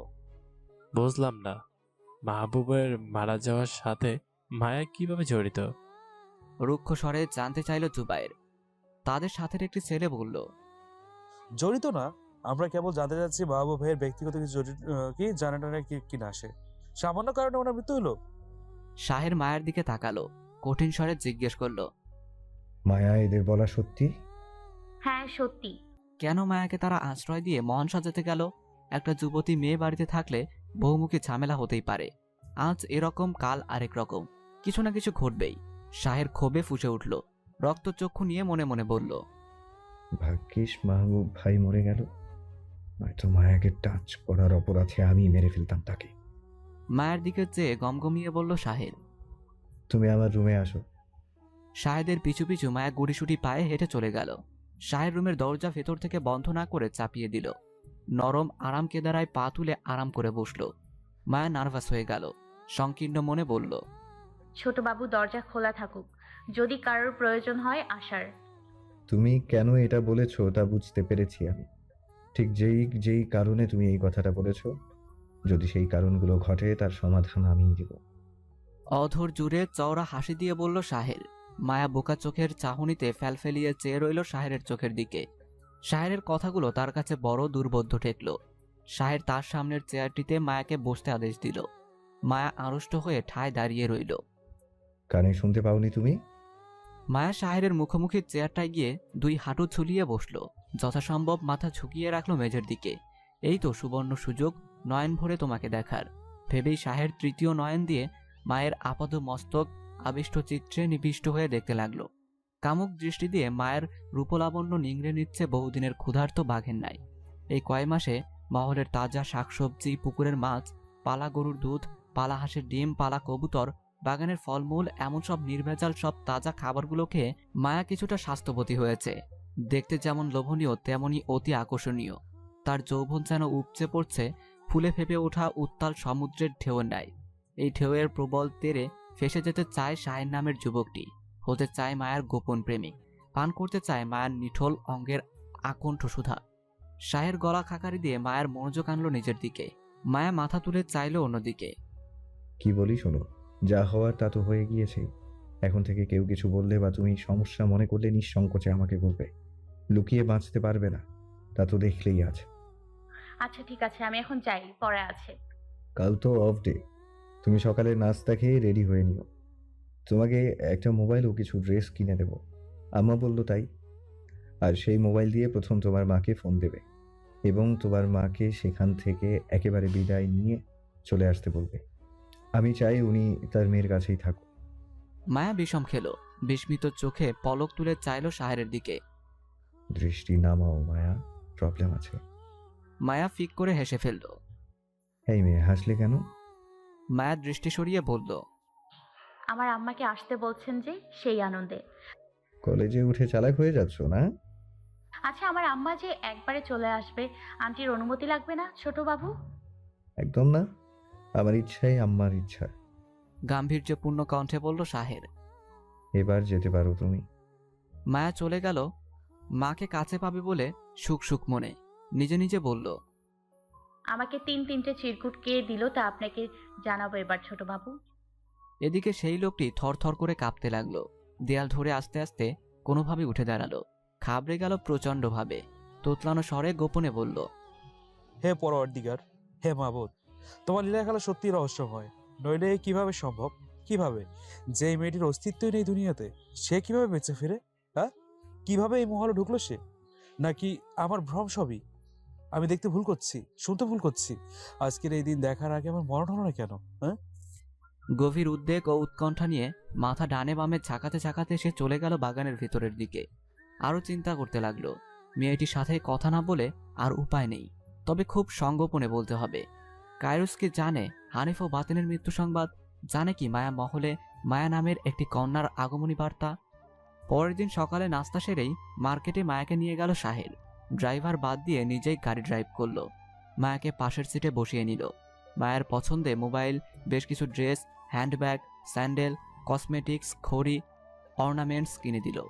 মায়া খুশিতে আত্মহারা। জীবনেই প্রথম একসঙ্গে এত বিপুল উপহার পেল সে। বাসায় ঢুকেই আঞ্জুমান আরার রুমে গেল।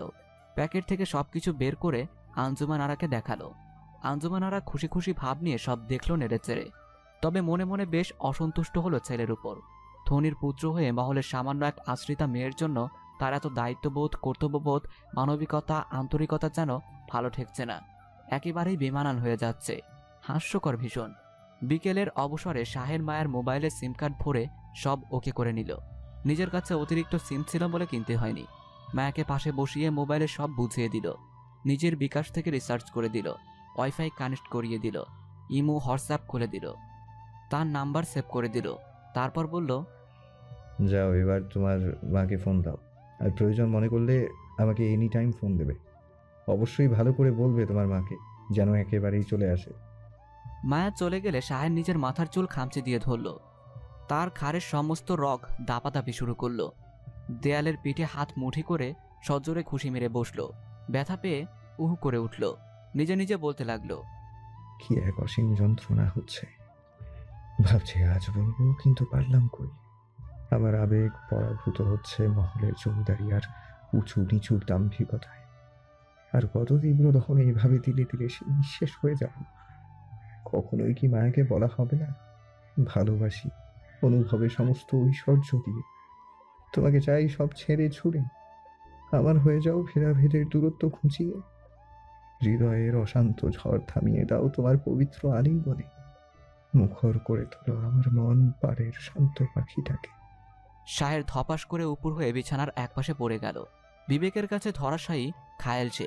পৃথিবীতে কাউকে কিছু বলতে চেয়েও বলতে না পারার যন্ত্রণার চেয়ে বড় কষ্ট আর কিছুতেই নেই। একটু একটু করে শাহেদের গোটা পৃথিবী দখল করে নিল অসাধারণ একটি মেয়ে, যাকে নিজের অজান্তেই সে উন্মাদের মতো ভালোবেসে ফেলল, যার অবাধ আধিপত্য তার সারা হৃদয় জুড়ে। কিন্তু সে তাকে তা বলতে পারছে না, নিজের ব্যক্তিত্বের কাছে মাথা নত হতে পারছে না। কি করবে, কি করা উচিত তার? এমন মনস্তাত্ত্বিক সংকটে শাহের ভুগছে অহনির্ষ। দিবানিশি পুড়ছে মায়ার মায়াবী অনলে। মায়ের সারামুখী হাসির উজ্জ্বল প্রভা ছড়িয়ে পড়ল এই ভেবে মাকে ফোন দিতে আর আন্টির ফোনের ভরসা করা লাগবে না। সে মহলের বাইরে গিয়ে একটি প্রকাণ্ড গাছের আড়ালে গিয়ে হেলান দিয়ে দাঁড়ালো। মা তফুরাকে ফোন দিল। আলুথালু হয়ে নাকি সুরে সব জানালো। তাকে আসার বিষয়টিও বলল শাহের কথা বলে, এবং প্রসঙ্গক্রমে বলল, জানো আম্মা, আমি যেই বাড়িতে থাকি তোমাকে তো আগেই বলছি, তারা একলাই থাকে এই বাড়িতে। বাড়িটির নাম মায়ামহল। বিশাল ধনী তারা।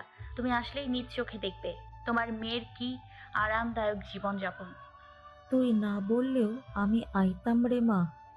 তোর মুখে এত প্রশংসা শুনি তাদের, এখন নিজ থেকেই তাদেরকে দেখার ইচ্ছা জাগছে মনে। মায়ের মুখে নিজের আশার কথা শুনে এক বাক্যে রাজি হয়ে গেল তফুরা। তার আনন্দ যেন আর ধরে না। মায়া আরো বলল তার মাকে, আরে আম্মা, জানো তোমাকে বলছি না, এদের বাড়িতে দুজন কর্মচারী মারা গেল একই রকম অসুস্থতায়, সেম কারণে। এদের দুই বাড়ি পর আর একটা ছেলেও মারা গেল। কি অদ্ভুত না? সে আবার আমার পেছনে ঘুরতো। এখন এই তিনজনের মৃত্যু নিয়ে আমার মাথায় একটা বিষয় চরকির মতো ঘুরছে। তোর মাথায় তো কত কিছুই ঘোরে। আগে বলতো, তোর কোমরের তাবিজটা ঠিকঠাক আছে তো? আছে তো আম্মা। খবরদার, একদম খুলবি না কইলাম।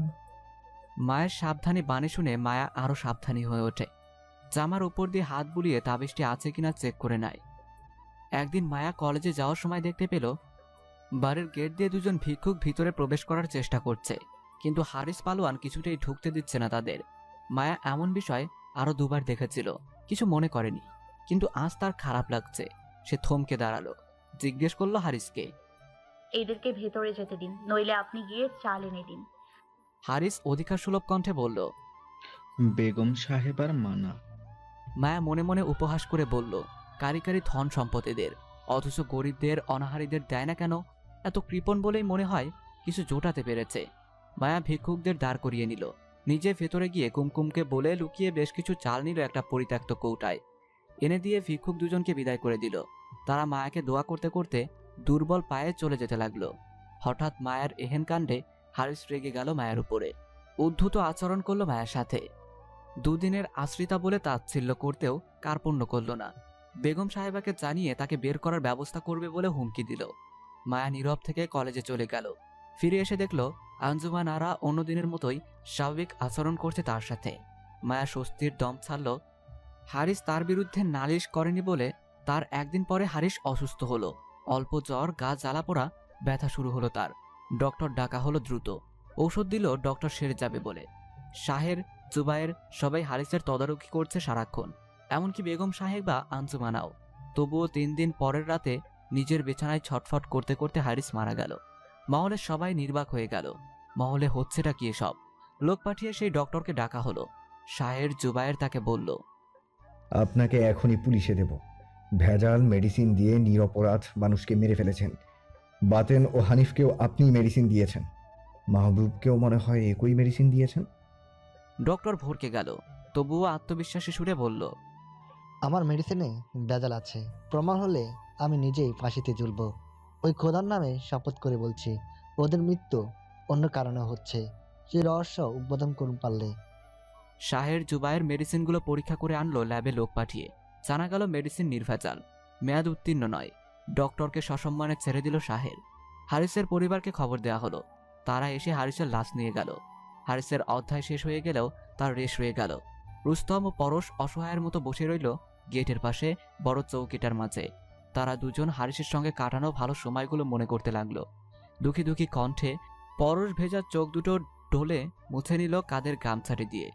তার আবেগ আপ্লুত মন দেখে রুস্তম বলে উঠল অনুযোগের স্বরে, মায়ের নামের এই সিমড়িটা এটাই অলক্ষী, কুপা, সরনাময়ী, এরা সবাইকে মায়েরা দেয়। কিন্তু কেমন জানি এই সিমড়ি পাইতে গেল। এই মনীষী আসার পর হতেই বাতেন, হানিফ, হারিস মরে গেল। মরল ওই বাড়ির মাহবুব। পরশ অবাক চোখে চেয়ে বলল, এতে তার কি হাত? আছে ভাই আছে, প্রত্যক্ষ ভাবে না থাকলেও পরোক্ষ ভাবে এই সিমড়ি হাতে আছে। আরেকটা বিষয় খেয়াল করছেন ফরজ ভাই? কি? এই সিমড়ি আওয়ানের পর মহলে আরো কোনো গুপ্তচর ঢাকা প্রবেশ করতেছে না। খেয়াল করলাম। তবে তুমি এত নিশ্চিত হইয়া কেমনে এসব বলতাছো রুস্তম? নিস্তেজ কণ্ঠে জানতে চাইল মায়া। মহলের সবচেয়ে পুরাতন ভিক্ত পরশ চাকলাদার। রুস্তমের দৃষ্টিতে অজানা আতঙ্কের গভীর ছাপ, মুখ জুড়ে দুশ্চিন্তার গাঢ় প্রলেপ। সে নিজের গাল ভরা আধা পাকা দাড়িতে আঙ্গুল বুলিয়ে নিয়ে বলল, হারিস যখন মাঝ রাতে শরীরে ব্যথায় গড়াগড়ি করতেছিল, আমি জানতে চাইলাম উল্টা পাল্টা কিছু খাইছে কিনা। সে অসহীন যন্ত্রণায় কোকতে কইল, না ভাই, খাই নাই। তবে মায়া নামের মাইয়াটার লগে একটু রাগারাগি করছিলাম, কারণ সে চুরি কইরা ফকির দুজনের অনেকগুলো চাউল দিছিল। আমি জিজ্ঞাইলাম তারপর। সেদিন সন্ধ্যার দিকে সে মহলের পিছনে নিরিবিলি হাঁটছিল। আমার ভেতর তার দেখা বদমতলব জাগে। অবশ্য এটা আগেও হইছে। আর একদিকে জিদও আছে তার উপর। মানা করার পরেও 2 দিনের মাইয়া আমার কথার অমান্য করলো, পাত্তাই দিল না আমারে। তাই একলা পাইয়া হাতের গামছা দিয়া তার চোখ মুখ বাইদা ফেলি। তারপর ঝোপের ভিতরে ঢুকাইয়া ফালাই মায়ারে, কিন্তু কামের কাম কিছুই করতে পারিনি। মাত্র জড়াইয়া ধরছিলাম, তখন জরিনা মায়া আপা বলে জোরে জোরে ডাকতে লাগলো। আমি মায়ারে ছাইরা বাগানের ভিতরে পালাইয়া গেলাম। এরপর আর কিছু বলতে পারা নাই হারিস, দম বন্ধ হয়ে গেল। রুস্তমের মুখে হারিসের মৃত্যুর বিবরণ শুনে পরশ আগের মতোই রইল ভাবলেশীন ভাবে। তার মাঝে কোনো অবাকতার লেশ নেই, বিশেষ হেলদোলও দেখালো না সে, যেন স্বাভাবিক কিছুই ঘটেছে। সে ঘোলাটে মরা চোখে চেয়ে আছে মহলের একটি নির্দিষ্ট স্থানের দিকে। সাদা রঙের দেয়ালে খোদাই করে লাল টকটকে রং দিয়ে লেখা মায়ামহল নামটি। প্রলম্বিত শ্বাস ছেড়ে পরশ উঠে গেল। দেখতে দেখতে বছর পেরিয়ে গেল। মায়া কলেজে সেকেন্ড ইয়ারে উঠে গেল। কলেজের বিভিন্ন স্যারের কাছে একাধিক বিষয় কোচিং করতে লাগলো। তাই ইদানিং আঞ্জুমান তার তেমন সাহচর্য পাচ্ছে না। এতে আঞ্জুমানের যত কিঞ্চিত রাগ হলেও তা অপ্রকাশিত রয়ে যায়, কারণ মায়ের প্রতি তার ছোট্ট পুত্র শাহেরের দুর্বলতা তার চোখে আজকাল দৃশ্যমান। কলেজে একদিন মায়ের অভিভাবক ডাকা হলো। জুবায়েরকে যেতে হলো মায়ের সঙ্গে কলেজে, কেননা শাহের ঢাকায় চলে গিয়েছে। সেখানে তাদের বড় ব্যবসা রয়েছে। তাই এমনিতেই সেইবার অন্যবারের তুলনায় অনেক বেশি বাড়িতে ছিল, নানান জরুরি কাজ দেখিয়ে। তবে তা সব ছিল গৌণ, মুখ্য ছিল মায়া নামের মেয়েটি। জুবায়ের অধ্যক্ষের রুমে গেল। তিনি জুবায়েরকে জিজ্ঞেস করলেন, রুকসানা আক্তার মায়া আপনার কেমন খালাতো বোন? আপনার ছোট ভাই এই পরিচয়ে কলেজে এডমিন করাইছিল তাকে। জুবায়ের বিব্রত বোধ করতে লাগলো। চিন্তা করলো, খালাতো বোন হিসাবে যেহেতু এরা জানে, তাই বলতে হবে এখন আমাকেও, নয়তো শাহের আমাকে ছাড়বে না। জুবায়ের বলল, হ্যাঁ স্যার, মায়া আমার দুই সম্পর্কে এক খালাতো বোন। কোনো সমস্যা? রেজাল্ট খারাপ হয়েছে কোন সাবজেক্টে? অধ্যক্ষের পাশে সহকারী শিক্ষকগণ ছিলেন। একজন বলে উঠলেন, না, সেসব ঠিক আছে, প্রবলেম অন্যখানে। আমরা তাকে টিসি দিয়ে দিতে চাই। আমরা খবর পেলাম মায়া মেয়েটা আপনাদের বাড়িতে আসার পর হতেই নাকি একে একে মানুষ মারা যাচ্ছে, এবং সব পুরুষ মানুষ। তাই আমরা ওকে কলেজে রাখা সচেতন মনে করছি না। কখন কি ঘটে বলা যায় না। একটা সুপ্ত ভয়ও কাজ করছে আমাদের মনে। হঠাৎ অপ্রত্যাশিত কিছু শুনে জুবায়ের হা হয়ে চেয়ে রইল তাদের মুখের দিকে। অধ্যক্ষ তাদের কথা সুরে সুর মিলিয়ে বলল, হ্যাঁ, ওনারা ঠিকই বলছে। আমাদের বিদ্যালয়ে 17 ছাত্রছাত্রী অধ্যয়নরত, কিছু ঘটে গেলে কারো সেই দায়ভার কে নেবে? জুবায়ের তাদের বলল, একটু অপেক্ষা করুন। বলে সে শাহেরকে ফোন দিল। ডিটেলস বলল। শাহের জুবায়েরের মোবাইল দিয়ে অধ্যক্ষের সঙ্গে কথা বলল। বিনম্র ভাষায় অনুরোধ করল, স্যার প্লিজ একটু দয়া করুন, সামনে ওর ফাইনাল এক্সাম, এরপর তো সে কলেজ ছেড়ে চলেই যাচ্ছে। এখন তাকে নিয়ে কোথায় ভর্তি করাবো? এত কঠিন হবে না। আপনারা অমূলক ভাবছেন। আমাদের বাড়ির লোকদের স্বাভাবিক মৃত্যু হয়েছে। আমি কথা দিচ্ছি, যদি কোনো ইনসিডেন্ট ঘটে তার সম্পূর্ণ দায়ভার আমার। আপনারা চাইলে আমার কথাগুলো রেকর্ড করে রাখতে পারেন। আমার উপর আস্থা রাখুন স্যার। শাহেরের মোলায়েম কণ্ঠে স্যার চুপ হয়ে গেল। তারপর বলল, আচ্ছা, আপনার কথার উপর ডিপেন্ড করে ওকে টিসি দিলাম না কিন্তু। কলেজের মাঠ পেরোতে পেরোতে জুবায়ের মায়াকে নিয়ে ভাবছে, স্যারদের বলা কথাটা ভুল নয়। সত্যিই তো, মায়া আসার পর একে একে কয়েকজন মানুষ মারা গেল। ছট করেই তার মনে পড়ে গেল কয়েক মাস আগে বলা কুমকুমের কথাটা। বাতেন কুমকুমকে কি বলতে গিয়েও বলতে পারল না। কি কথা যা কুমকুম শুনলেও বাতেনকে ভুল বুঝতো না। হেলায় ফেলায় ছেড়ে দিলে হবে না। বিষয়টা এবার সিরিয়াসলি নেওয়ার সময় হয়ে গিয়েছে। জুবায়ের বাড়িতে গিয়ে বিষয়টা মাকে জানালো। আঞ্জুমান আরা ঘাবড়ে উঠল। উৎকণ্ঠা নিয়ে পুত্রকে বলল, কি বলিস এসব? হাই আল্লাহ, দুদিন পর তো মায়ের মা এসে উঠবে এখানে। শাহের বলল তাকে আসতে, আমিও সাই দিলাম অবশ্য। আমাদের এত বড় বাড়ির এক কোণে এমন 10টা মায়া ও মায়ার মাকে রাখা যায়, পালা যায়, কিন্তু এখন তো দেখি পরিস্থিতি বেগতিক। মায়াকে মহল থেকে তাড়ানোর ফন্দি করো বাবা। আমার শোনো, তোমার ছোট ছেলে ছোট, তা সাহসা পারা যাবে না, কৌশলে যেতে হবে। তাই করো। জুবায়ের নিজের রুমে গিয়ে ভাবল, তাড়ানোর আগে এত আকর্ষণীয়, কমনীয়, সুবাসিত পেলব আঙ্গুলের ফুটফাট নির্যাস নিয়ে হতে হবে। নিংড়ে নিংড়ে বার কয়েক দেব, তখন নিজেই সমস্ত হারানোর ভয়ে মাকে নিয়ে ভাগবে। ব্যাস, সাপও মরবে, লাঠিও ভাঙবে না। খেলা ফাইনাল। এখন কেবল সেই সিচুয়েশন সিক্রেট করতে হবে। একদিন ভর দুপুরে মায়া দুলে দুলে হেঁটে বাড়ির পিছনের দিকে গেল। চোখ পড়ল পথের ধারের আতাফল গাছের উপর। পাকা আতাফল দেখে সে লোভনীয় চোখে তাকিয়ে রইল। এমন গাছ পাকা আতাফল সে অনেক আগে দেখেছে নানাদের বাড়িতে। খেতে গিয়ে সে কি লঙ্কা কাণ্ড বাঁধল। সমবয়সী খেলার সাথীদের সঙ্গে অভিমান করে খেতেও পায়নি সেদিন। এখন একটা আতাফল পাড়ার জন্য সে বিড়ালের মতো ছোক ছোক করতে লাগলো। এদিক সেদিক খুঁজে বাঁশের একটা মোটা কুঞ্চি হাতে নিল। ফল পাড়ার উপযোগী করে তুলল কঞ্চিটাকে। এবার মায়া নিজ হাতে আতাফল পাড়ার চেষ্টা করছে খাওয়ার জন্য। বাগানের ওপাশ হতে তা দেখতে পেল পরশ। তৎক্ষণাৎ সে ভারী ভারী পা ফেলে এগিয়ে এলো মায়ের নিকট। নম্র হেসে বলল, দেন, আমি পইরা দিতাছি, আপনি পারবেন না। মায়া সরে দাঁড়ালো। পরশ মাথা উঁচিয়ে আতাফল পারতে পারতে বলল, আম্মাজানের মন বেশি ভালো মনে হচ্ছে। পরীক্ষার কোনো ফল প্রকাশ হলো নাকি? না পরশ চাচা, আমার আম্মা আসবে এই বাড়িতে। আমার কাছে একবারের জন্যই চলে আসবে। মা মেয়ে একসঙ্গেই থাকতে পারবো এবার, তাই মন মেজাজ ফুরফুরে আছে। শুভ্র হাসি দিয়ে বলল মায়া। মুহূর্তেই পরশের মুখের হাসি উবে গেল কর্পূরের ন্যায়। বিমূঢ় হয়ে বলল, তোমার আম্মা? মায়া আতাফল কোচায় নিতে নিতে ভ্রুক্ষেপহীন ভাবে জবাব দিল, হ্যাঁ আমার আম্মা। কেন চাচা, কোনো সমস্যা? না, এমনিই বললাম। মায়াকে আতাফল পেরে দিয়ে চলে গেল মায়ামহলের ভৃত্য পরশ। সে ভাবনার অথৈ সমুদ্রে তলিয়ে গেল। আমি কি তাহলে ভুল ধারণা পোষণ করলাম? মায়ার মা কোথা হইতে আইলো? সে তো বাচ্চা নেই।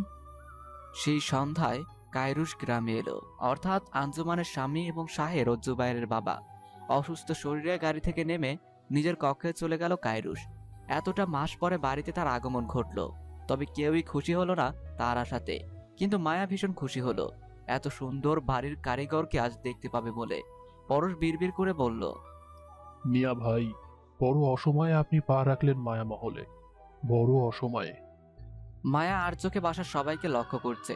এতদিন পরে পরিবারের কর্তা গ্রামে এলো, অথচ তাকে নিয়ে কারো মাঝে কোনো বিশেষ হেলদোল নেই, নেই কোনো উচ্ছ্বাস, নজরে পড়ছে না তার বিশেষ খাতির। সবাই সবার মতো করে আছে, কেউ তার কাছেও যাচ্ছে না, সেও রুম থেকে বের হচ্ছে না।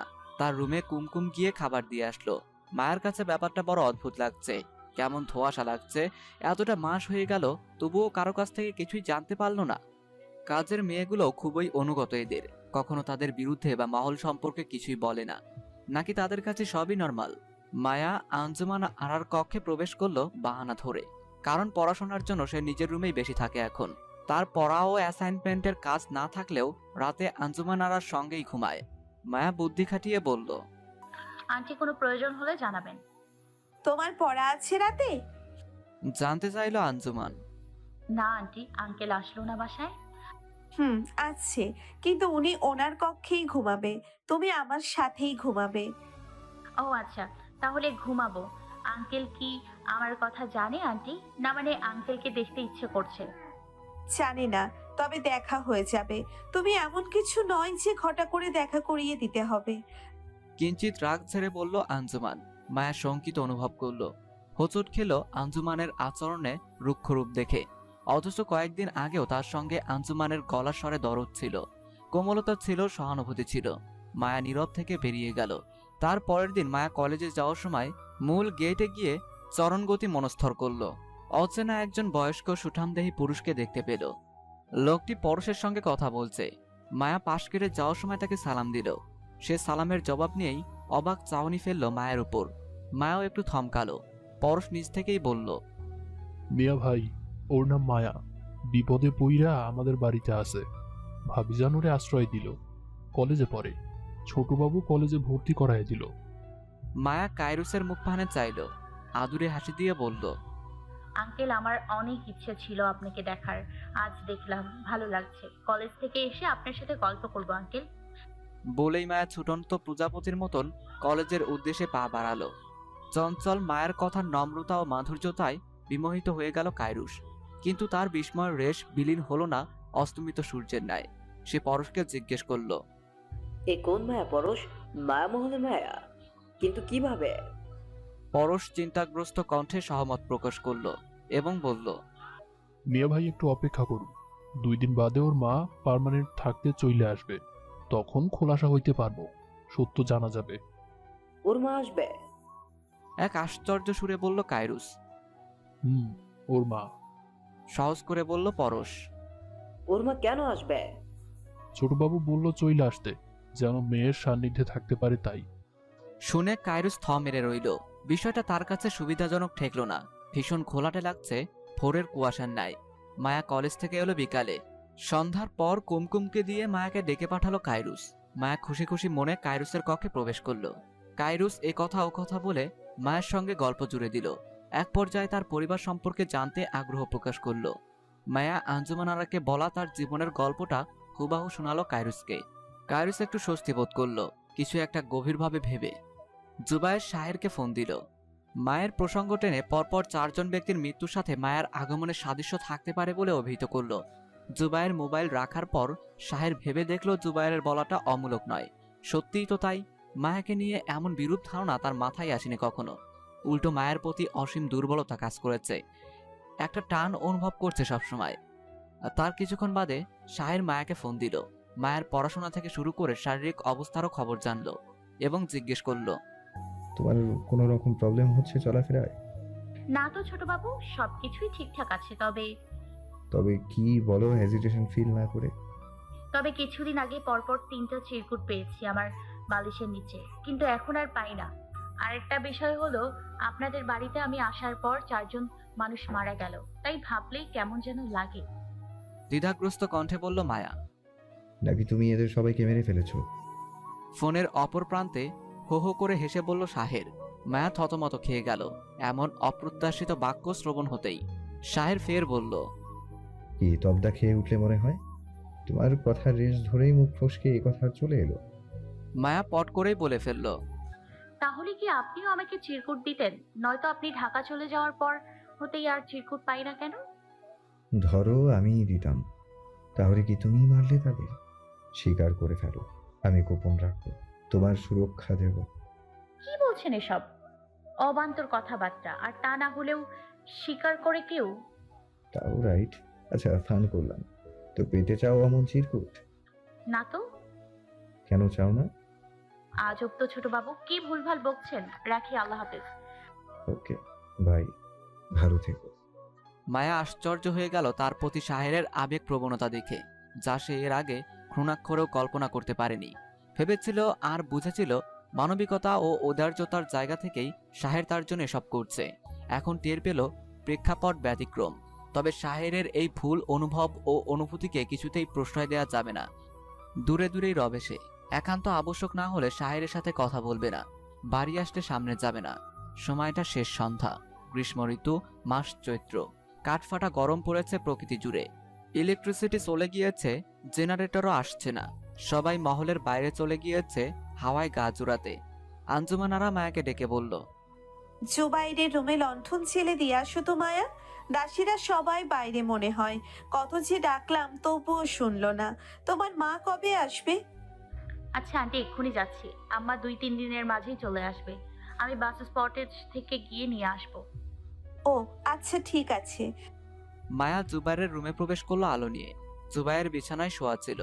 মায়ের উপস্থিতি টের পেয়ে উঠে দাঁড়ালো, বলল, থ্যাংক ইউ মায়া, একটু কথা আছে। মায়া বসলো। জুবাইর দুপা এগিয়ে দরজা বন্ধ করে দিল। মায়া চোখ কপালে তুলে ফেলল, ঘাবড়ে গেল। ভয়ার্ত চোখে প্রতিবাদের কণ্ঠে বলল, ভাইয়া, দরজা বন্ধ করলেন কেন? জুবাইর মায়ের শরীর ঘেঁষে দাঁড়ালো, এক হাতকে তার মুঠোবন্দি করে নিল এবং মায়ের নরম অধর যুগলের ভাঁজে আঙ্গুল বোলাতে বোলাতে বলল, তোমাকে ভালো লাগে মায়া? তুমি যেন গন্ধ ছড়ানো সুবাসিত বেলি, একটু গ্রান বিলিও আমার মাঝে। তোমার আমার এই গোপন অবিশ্বাস না কেউ জানবে, না কেউ শুনবে। এই 4 দেয়াল ভেদ করে শব্দগুলো বাইরে যাবে না। মায়া চিৎকার দিতে গেলে জুবাইর তাকে চিৎ করে বিছানার উপরে শুইয়ে দিল। তার বলিষ্ঠ হাতের নিচে চাপাই পড়ে গেল মায়ের কোমল মুখখানি। সে মায়ের শরীরে নিবিড় আলিঙ্গন দিতে গিয়েও কেন জানি পারছে না। বারবার ব্যর্থ হচ্ছে, ঝড়ের কবলে পড়া দিক হারানো নাবিকের ন্যায়। মায়া জুবাইরের হাতে সজোরে কামড় বসিয়ে দিল। পরক্ষণেই হন্তদন্ত হয়ে রুম থেকে বের হয়ে গেল। সেই রাতে জুবাইর অসুস্থ হলো। ভোর না হতেই তাকে হাসপাতালে নিয়ে যাওয়া হলো। জ্বর, গা জ্বালা পোড়া, অসহ্য রকমের শরীর ব্যথা 3 দিন ধরে, কিছুতেই সারছে না। এভাবেই হাসপাতালের বিছানায় থেকে জুবাইর মারা গেল।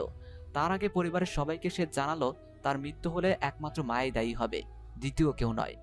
জুবাইরের এমন আকস্মিক মৃত্যুতে গোটা মায়ামহল শোকপুরীতে নিমজ্জিত হলো। মহলের বিশাল আঙ্গিনা জুড়ে কেবলই মানুষের ঢল আশ্রত প্রশ্ন। আজ নেই কোনো পাখির কলরব, বৃক্ষ শাখার পাতাগুলোও কেমন ঝিম মেরে আছে, বাতাস বইছে না, তাদের তুলনীয় বন্ধ। মধু মঞ্জুরিতে শোনা যাচ্ছে না ভ্রমরের গুঞ্জন।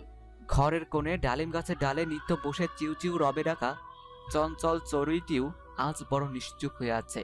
কাননে ফোটেনি একটি ফুলও, ফুলে ফুলে উড়াউড়ি করছে না রঙিন প্রজাপতির দল। পুত্র শোকে আঞ্জুমান আরা বারবার মূর্ছা যাচ্ছেন, থেকে থেকে কেঁদে উঠছেন পিতা কায়রুস।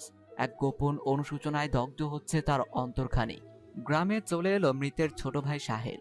ভাই হারানোর বেদনায় সেও বুক চাপড়ে আহাজারি করছে। মর্জিনা, কুমকুম, রুস্তম, পরশ, গাড়ির ড্রাইভার সবাই শোকে বিহব্বল। আঞ্জুমান আরা প্রায় উন্মাদ। হাসপাতালের শয্যায় বলা জুবাইরের কথাটা কালক্ষেপণ হলো না তার কর্ণকুহরে পৌঁছাতে। একদিকে লাশ দাফনের প্রস্তুতি, আর একদিকে আঞ্জুমান আরার রক্তচক্ষুর কড়া নির্দেশ মায়াকে বন্দি করার জন্য। রুস্তম মায়াকে টেনে হিস্ট্রে নির্জন একটি কক্ষে বন্দি করলো। আঞ্জুমান আরা নিজ হাতে মায়াকে শাস্তি দিল।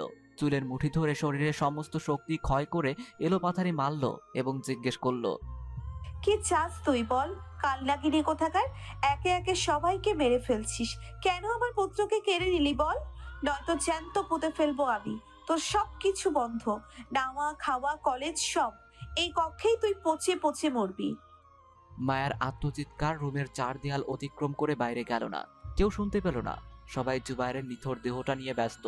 মায়া বারবার আঞ্জুমান আরার পায়ে পড়ল, নিজের প্রাণ ভিক্ষা চাইল। আন্টি, আমি কিছুই জানি না, আল্লাহর কসম খেয়ে বলছি, আমাকে ছেড়ে দিন। আমি এখনই আপনাদের বাড়ি থেকে চলে যাব। আমার আম্মার কাছে যেতে দিন আমায়। আম্মা গো, আমাকে বাঁচান। আঞ্জুমান আরা মায়ের কথায় কর্ণপাত করল না। টলতে টলতে দেয়াল ঘেঁষে মেঝেতে দপ করে বসে পড়ল। রুস্তমকে দিয়েও মায়াকে বেধড়ক পেটালো। মায়া আধমোড়া হয়ে নির্জীবের মতো পড়ে রইল মেঝেতে। মায়ের গুঙ্গানির অস্ফুট আওয়াজ অশরীরী আত্মার মতন দেয়াল ভেদ করে কেবল শূন্যে মিলিয়ে গেল। দাফন কার্য সম্পূর্ণ হলে শাহের মায়াকে এদিক সেদিক খুঁজল। তন্ন তন্ন করে সব খুঁজে কোথাও পেল না। নিরাশ হয়ে ফিরে এলো মহলের অন্দরে। একে একে সবাইকে জিজ্ঞেস করেও মায়ের কোনো হদিশ পেল না। মায়ের রুমে গিয়ে ধীর গলায় জানতে চাইল, আম্মা, মায়া কোথায়? মেরে ফেলেছি। ওকে তো প্রমাণ নিয়ে আমি মারবো। কিসের প্রমাণ চাস আর তুই? তোর নিজের মায়ের পেটের আপন ভাইকে সে মেরে ফেললো। কতজন জলজ্যান্ত মানুষকে দুনিয়া থেকে সরিয়ে দিল। আমার ছেলের কি শত্রুতা ওই ফকরিনীর বাচ্চার সাথে? মিথ্যে বলবে কেন আমার ছেলে? আমি কি বলছি আমার ভাই মিথ্যে বলছে? কিন্তু রহস্যটা তো মায়ার থেকে উদ্ঘাটন করতে হবে, নয়তো একে একে আমরাও মারা পড়বো। আম্মা, কাতর স্বরে মায়ের পিঠে হাত রেখে বলল শাহের। আঞ্জুমান আরা কাত হয়ে শুয়ে রইল, আর কিছুই বলতে পারল না। বিড়বিড় করে শুধু জুবা জুবা বলতে লাগলো। শাহের উঠে গেল ক্লান্ত পায়ে। কি থেকে কি ঘটে গেল সবই যেন অবিশ্বাস্য, দুঃস্বপ্ন, অলৌকিক। শাহের মায়াকে বন্দি করে রাখা রুম খুঁজে পেল মহলের শেষ মাথায়। দেখলো বাইরে থেকে তালা দেয়া, কিন্তু চাবি তার কাছে নেই। এই রুমের চাবি থাকে আঞ্জুমান আরার কাছে। ব্যক্তিগতভাবে সে কাউকে শাস্তি দিলে এই রুমেই বন্দি করে শাস্তি দেয়, বিশেষ করে দাসীদের। শাহের রুস্তমকে ডেকে আনলো তালা খুলে দেওয়ার জন্য। রুস্তম ভয়ে কাচুমাচু করছে, তালা খুলতে চাচ্ছে না। বলল, ছোট বাবু, বেগম সাহেবের হাতে মানা করো। শাহের রুস্তমের গলা টিপে ধরল। রুস্তম নিজের কোমরে গুজে থাকা চাবিটি হাতে নেয়, তালা খুলে দেয়। শাহের তার হাত থেকে চাবিটি কেড়ে নিয়ে তাকে চলে যেতে নির্দেশ দেয়। চাবি রেখে দেয় নিজের হাতে। ভিতরে ঢুকে দরজা বন্ধ করে দেয়। দেখে মায়ের দু চোখ বন্ধ, অবশ দেহে পড়ে আছে মেঝেতে মৃতের ন্যায়। তার দুঠোঁট গলিয়ে চুইয়ে চুইয়ে পড়া রক্তগুলো জমাট বেঁধে গিয়েছে। শরীরে অনাবৃত অংশগুলোতে কালশিটে দাগ লক্ষণীয়। মায়ের বুকের ওড়না পড়ে আছে একপাশে, তাই না চাইলেও শাহেরের নজর গেল মায়ের খোলা ঘাড়ে ও বুকে। ফর্সা অঙ্গে কালচে লম্বাটে দাগগুলো ভেসে আছে মরা মাছের ন্যায়। শাহের হাঁটু ভেঙে বসলো মায়ের শিওরের পাশে। মায়ের মাথায় হাত রাখতে গিয়েও থেমে গেল শঙ্কা অনুভব করে, পাছে না সেই মরে যায়। তাই শাহের আস্তে করে মায়া বলে 3 বার ডাকলো। মায়া নিভু নিভু প্রদীপের মতো ঘোলাটে চোখে শাহের দিকে চাইল। মায়ের দু চোখ ভর্তি ভয় ও আতঙ্ক দৃশ্যমান। তোমার আঘাতের স্থানগুলোতে মলম দিতে হবে, আমি নিয়ে আসছি। নিরস ভঙ্গিতে বলল শাহের। মায়া এক হাত মেলে শাহেরের পা ছুঁয়ে ধরল। মিনতি মাখা স্বরে হাজারো আকুতি নিয়ে অনুরোধ করে বলল, ছোটবাবু, লাগবে না। আমার ভাগ্যে যদি আপনাদের হাতে মরণ থাকে, তা রুখাবার ক্ষমতা কারণ নেই। সবই আল্লাহর ইচ্ছা। নয়তো কেন এত সব কিছু হচ্ছে আমি আসার পর হতেই? আপনি বেগম সাহেবার কাছ হতে আমার মোবাইলখানা নেবেন। তোমার মোবাইল আম্মা নিয়ে নিল? হুম, আমার আম্মা কাল আপনাদের বাড়িতে আসবে। আমি বাস স্পটে গিয়ে নিয়ে আসার কথা। একটু ফোন করে বলবেন যেন কিছুতেই না আসে। আমি বেঁচে থাকতে চলে আসবো আম্মার কাছে, নয়তো আম্মা ফোন বন্ধ পেয়ে চিন্তায় মরে যাবে। আচ্ছা ঠিক আছে, তা না হয় মানলাম, কিন্তু তোমার মলমের জরুরি রয়েছে। বলেই শাহের দপাদপ পায়ে বেরিয়ে গেল। অল্প সময়ের ব্যবধানে ফিরে এলো। ঘাবড়ানো মনে শাহের মায়ের মাথাকে তুলে নিজের কোলের উপরে আনলো যত্ন করে। মায়া ওড়না খুঁজছে উধাম বুক ঢাকার জন্য। শাহের ওড়না হাতে দিয়ে বলল, এটার আর প্রয়োজন নেই এখন, কারণ আমি তো তোমাকে দেখেই গিয়েছি। ব্যাপারটা মায়া। পরক্ষণে সে চটজলদি করে মলম লাগিয়ে দিল মায়ের ক্ষতস্থানগুলোতে। মাথা নামিয়ে দিল, মায়ের পায়ের পাতার কাছে গেল। তার দুই পায়ের সালোয়ার তুলে নিল হাঁটু অবধি, মলম লাগিয়ে দিল পুরো উদাম পায়ে। পেটের থেকে কামিজ উপরে তুলতে গেলে মায়া শাহের হাত চেপে বাধা দিল।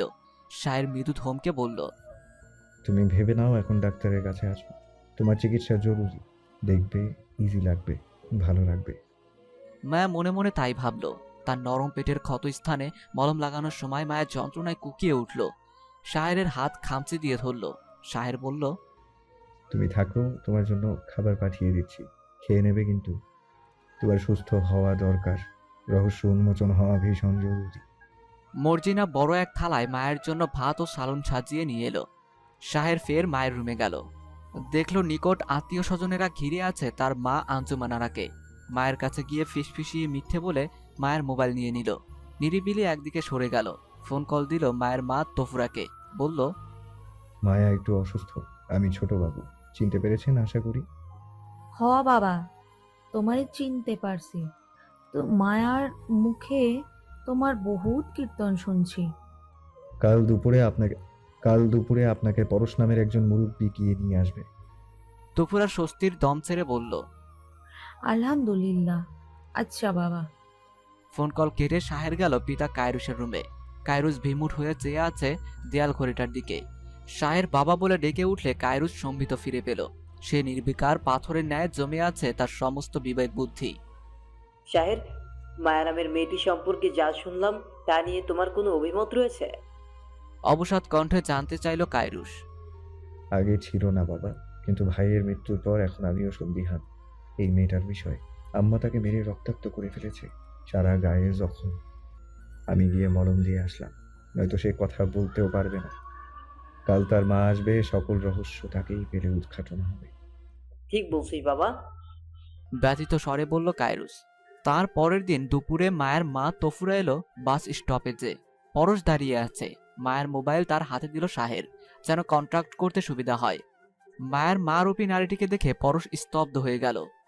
এ তো তার চেনা শিশু মায়ের মা নয়। এই মায়া যদি 18 বছর আগের সেই মায়া হয়, তাহলে এর কাছে কিভাবে এলো? আর যদি এই মায়া সেই মায়া না হয়, তাহলে কে এই মায়া? নাকি এই মেয়ে মায়ার অশরীরে আত্মা? তফুরাকে পরশ নিজের পরিচয় দিয়ে একটি রিক্সা ডেকে দিল। তার কাপড় চোপড়ের বড় সাইড ব্যাগটি নিজের দুই হাঁটুর ভাঁজের উপর রাখলো। যেতে যেতে পরশ কৌশল করে তার উদ্দেশ্য বলতে লাগলো।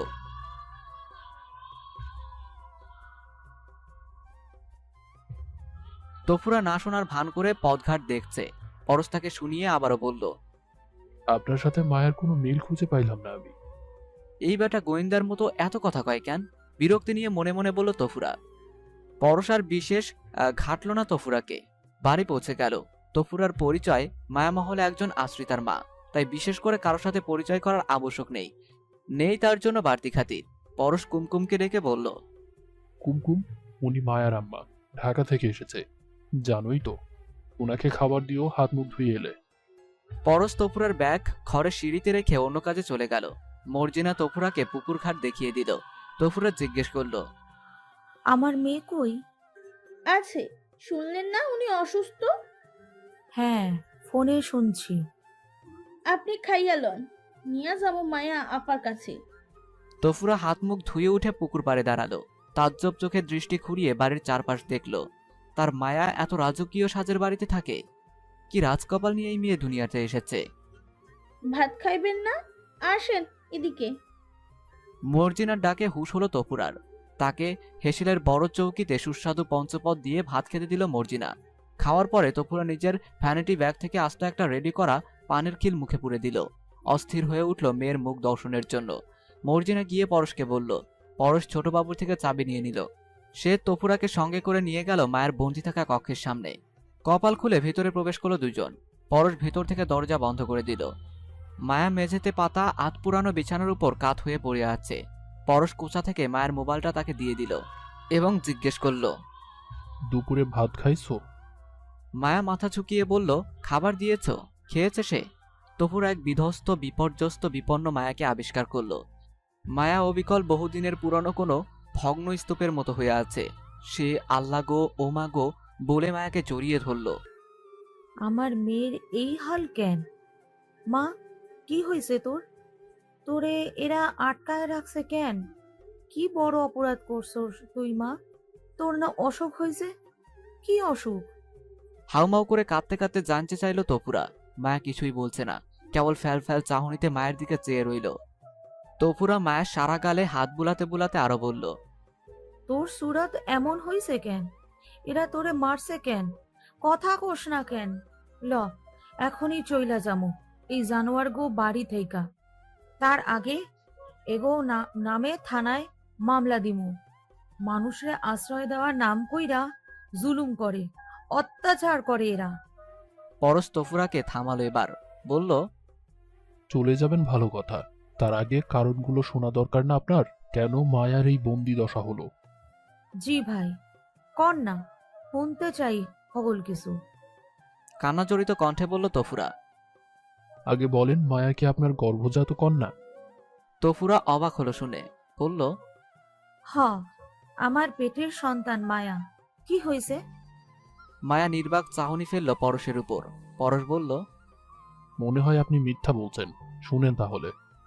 বলে পরশ মায়া আসার পর কয়েকজনের মৃত্যুর ঘটনা বর্ণনা করল এবং 3 দিন আগে এইবারের বড় ছেলে জুবায়ের মারা গেল তাও বলল তফুরাকে। তফুরা কেঁপে উঠল, বলল, তো তাদের মরণের লগে আমার মায়ার দোষ কি? জোবাইয়ের মারা যাওয়ার আগে বলে গেল তার মরণের জন্য মায়াই দায়ী। এটা শুনেই বেগম সাহেবা তাকে এখানে বন্দি করল। নয়তো যদি তার সান্নিধ্যে আবার কেউ মইরা যায়। উনি নিজের হাতে এর প্রচন্ড মারল, রুস্তমকে দিয়ে প্রহার করলো। এবার বুঝছেন কাহিনী? খাওন দেয় সারাদিনে 2 বেলা, নয়তো সবকিছু ঠিকঠাকই ছিল। তফুরা মায়াকে জিজ্ঞেস করল, উনার বলা সত্য মা? হ্যাঁ আম্মা সত্যি, কিন্তু তারা কিভাবে মারা গেল আমি কিছুই জানি না। বেগম সাহেবা বলে আমি নাকি সবাইকে মারছি। তফুরা কিছুক্ষণ চুপ হয়ে রইল। প্রগাঢ় নীরবতা তাকে ঘিরে। তার 2 চোখের কোণ বেয়ে অঝরে অশ্রু ঝরছে। তার বুকটা ফেটে চৌচির হয়ে যাচ্ছে গ্রীষ্মের মাঠের মতন। পরশ বলল, আমার মনে হয় মায়াকে আপনি কোথাও কুড়িয়ে পেয়েছেন। আপনি সত্য স্বীকার না করলে মায়ার আরো বিপদ হবে। এমনকি মায়াকে জীবন্ত মেরে ফেলার প্ল্যান করতেছে বেগম সাহেবা। তফুরা ও মায়া একসঙ্গে আর্তনাদ করে উঠল। অশীতিপর বৃদ্ধার মতো তারা মা মেয়ে ঠক ঠক করে কাঁপছে শরৎকালেও। মায়া কাঁপা স্বরে বলল, চাচা আপনি কিভাবে জানেন এটা? আর আপনি আমাদেরকে বলেই বা দিলেন কেন? আপনি না এই মহলের সবচেয়ে পুরাতন ও বিশ্বস্ত একজন। পরশের মুখে অফুরন্ত বেদনার ছাপ ফুটে উঠল। শীতল গলায় বলল তফুরার দিকে চেয়ে, দেখলেন আপা, কইলাম না আপনার মেয়ে বুদ্ধিমতী। তার প্রশ্নগুলো শুনেছেন? এই জন্য আমারও অনেক দরদ এই মেয়েটার জন্য। আর আমার ইতিহাস তারপরেই বলি তোমারে। দীর্ঘশ্বাস ফেলে গভীর পরিতাপে সুরে বলল পরশ। দরজার বাইরে কারো পদধ্বনি শোনা গেল। পরশ ফিসফিসিয়েও মায়া তফুরাকে সাবধানী বাণী শোনালো, এতক্ষণ আলাপের কিছুই বুঝতে দিবেন না ছোটবাবুকে, কাক পক্ষেও যেন জানতে না পারে, নয়তো মা মেয়ের এক লগে গর্দান যাবে। মনে রাখেন, এখানে আমি ছাড়া সবাই আপনাদের পর। মায়া ও তফুরা স্তব্ধ হয়ে গেল। মুখে কুলু পেটে রইল মা মেয়ে। পরশ কপাট খুলে মেলে দিল। শাহের ভিতরে ঢুকে সালাম দিল তফুরাকে। মায়া ও তফুরা বোবা চাহনিতে চেয়ে রইল শাহের দিকে। শাহের পরশকে আদেশ দিল চলে যেতে। পরশ চলে গেল ভারাক্রান্ত হৃদয়ে। শাহের তফুরাকে বলল, আপনি এখানেই মায়ার সঙ্গে ঘুমাবেন, অসুবিধা হবে কোনো? না বাবাজি, অসুবিধা হবে না। আচ্ছা বাবা। মায়ার কোমরে একটা তাবিজ আছে, এটা কিসের? জিজ্ঞেস করলো শাহের তফুরাকে। তফুরা ও মায়া চমকে উঠল। তফুরা বলল, তুমি কিভাবে জানলে বাবা? আমি কিভাবে জানি সেটা বড় কথা নয়, ইম্পর্ট্যান্ট কথা হলো কিসের তাবিজ সেটা। বাবা, এই তাবিজ হইল মায়াকে সকল বালা মুসিবত থেকে রক্ষা করার তাবিজ। শাহের গোপনে আশ্চর্য হলো শুনে। রুম থেকে যেতে যেতে বিস্ময়ের সাথে ভাবলো, একটা তাবিজের এত ক্ষমতা! কেউ মায়াকে ছুতে চাইলেই মরে যাবে। তাহলে কি মরে যাওয়া সবই মায়াকে স্পর্শ করতে চাইছে? যদি তাই হয়, আমি স্পর্শ করার পরেও আমার কোনো সমস্যা হয়নি কেন? নাকি মায়া বিশেষ কোনো ক্ষমতার অধিকারী? কে এই মায়া? মায়া কি সত্যি এই সহজ সাধারণ নারীর মেয়ে? শত প্রশ্ন শাহেরকে জীর্ণ শীর্ণ করে ফেলছে। সে নিজের রুমে গিয়ে ইজি চেয়ারে বসে দুলতে লাগলো। কল্পনার বেড়াজালে আটকে যাচ্ছে মাকড়সার মতন। কিছুক্ষণ পরে পরশ চুপি চুপি আবারও মায়ের রুমে গেল।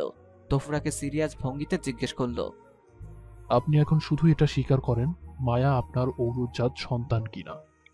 তফুরা হতবিহ্বল চোখে একবার পরশের দিকে একবার মায়ের দিকে চাইল, তারপর ঘাবড়ানো কণ্ঠে বলল, আপনার ধারণা সত্য ভাইজান। মায়ের কলিজা মোচড় খেয়ে উঠল কলার মোচার মতন। উদ্ভ্রান্তের ন্যায় আম্মা বলে অবিশ্বাস্য চাহনি নিক্ষেপ করলো তফুরার মুখ পানে। পরশ মায়ের পিঠে মমতার ছোঁয়া দিয়ে বলল, তোমার আম্মার বলা ও আমার ধারণাগুলো যদি সত্যি সত্যি মিলে যায়, তাহলে এই মায়া মহলের একছত্র মালিক তুমি, দ্বিতীয় কেউই নয়। আর আমি কোনো ভৃত্তি নই। তুমি যেমন ভাগ্যের শেকলে বন্দী হয়ে নিজের বাড়িতে আশ্রিতা, ঠিক তেমনি আমিও তোমার মতো নিজের বাড়িতে আশ্রিতারূপী চাকর। নিজের বাড়িতে চাকর পরিচয় বাস! কি কষ্ট, কি আত্মগ্লানি!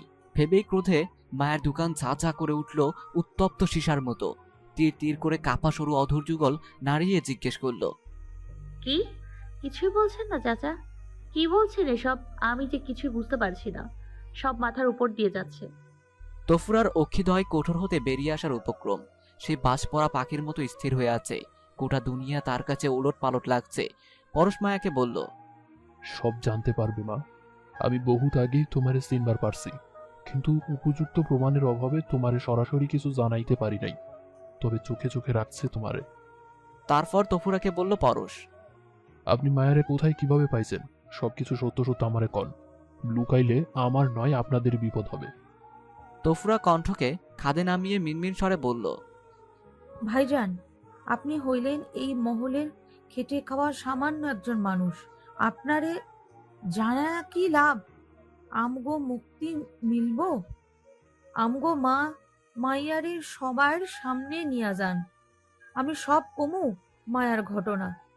মায়া তফুরার দুগাল দুহাত দিয়ে চেপে ধরল। কাদো কাদো গলায় একাধিক প্রশ্ন ছুড়ে মারল তীরের ন্যায়। আম্মা, তার মানে সত্যি আমি তোমার পেটের মেয়ে নই? আমি কুড়িয়ে পাওয়া মেয়ে তোমার? কই, কখনো তো শুনিনি এমন কিছু, টেরও তো পাইনি তোমার আচার আচরণে। স্কুলেও তো অভিভাবকের স্থানে তোমার নাম ছিল, তোমার ঠিকানাই আমার ঠিকানা লেখা ছিল। বলো সব মিথ্যে আম্মা, বলো সব মিথ্যে। কেন টের পাইবি? কেন বুঝতে পারবি মা? আমি যে তোরে নিজের পেটে মাইয়ার চাইতেও বেশি আদর করি, যত্ন করি। মাথায় থুই নাই উকুনের ডরে, মাটিতে থুই নাই পিঁপড়ার ডরে। রাখছি তোরে মায় কোলে কোলে, বড় করছি আদব কায়দায়। জাগো কাছে এতটা বছর ছিলাম, হেরাও জানে তুই আমার পেটের মাইয়া। তকদিরের চাকায় ঘুইরা আজ যে এই নিষ্ঠুর সত্য দিনের আলোর মতন সকলের সামনে আইব, তা তো স্বপ্নেও কল্পনায় করতে পারি নাই রে মা। তফুরা ও মায়া গলাগলি করে পাগলের মতো কাঁদছে, উন্মাদের মতো আহাজারি করছে। পরশ কেবল চেয়ে চেয়ে দেখলো তাদের মা মেয়েকে। পৃথিবীর এক অপূর্ব সুন্দর করুণ দৃশ্য তার সামনে ঘটে গেল। সে না কাউকে বলতে পারছে না এদের কন্দ্রণ রোধ করানোর মিছে চেষ্টা করছে। এমন পবিত্র মধুর আলিঙ্গনের বেদনা বিধুর দৃশ্য সে এর আগে কবে কখন অবলোকন করেছে তা মনেও করতে পারছে না। তাদের কন্দ্রণের রোল সীমিত হয়ে এলো। পরশ থিতু গলায় তফুরাকে বলল, ভুলেও এই কাজ করতে যাবেন না। আপনার মাথায় ঘিলু নাই?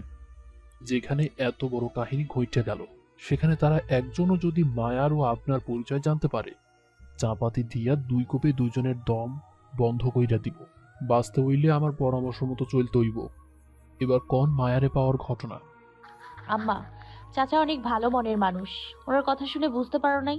সব রহস্য খুলতে হবে। তুমি বললে পরে চাচা কি বলে শুনি আমরা।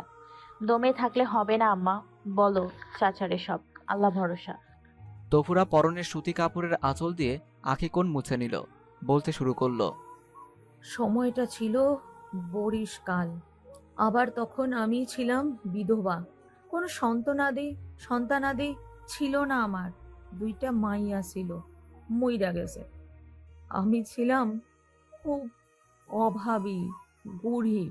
কয়দিন থাকতে গেলাম আমার খালার বাড়ি, সেইটাও চরের মধ্যেই।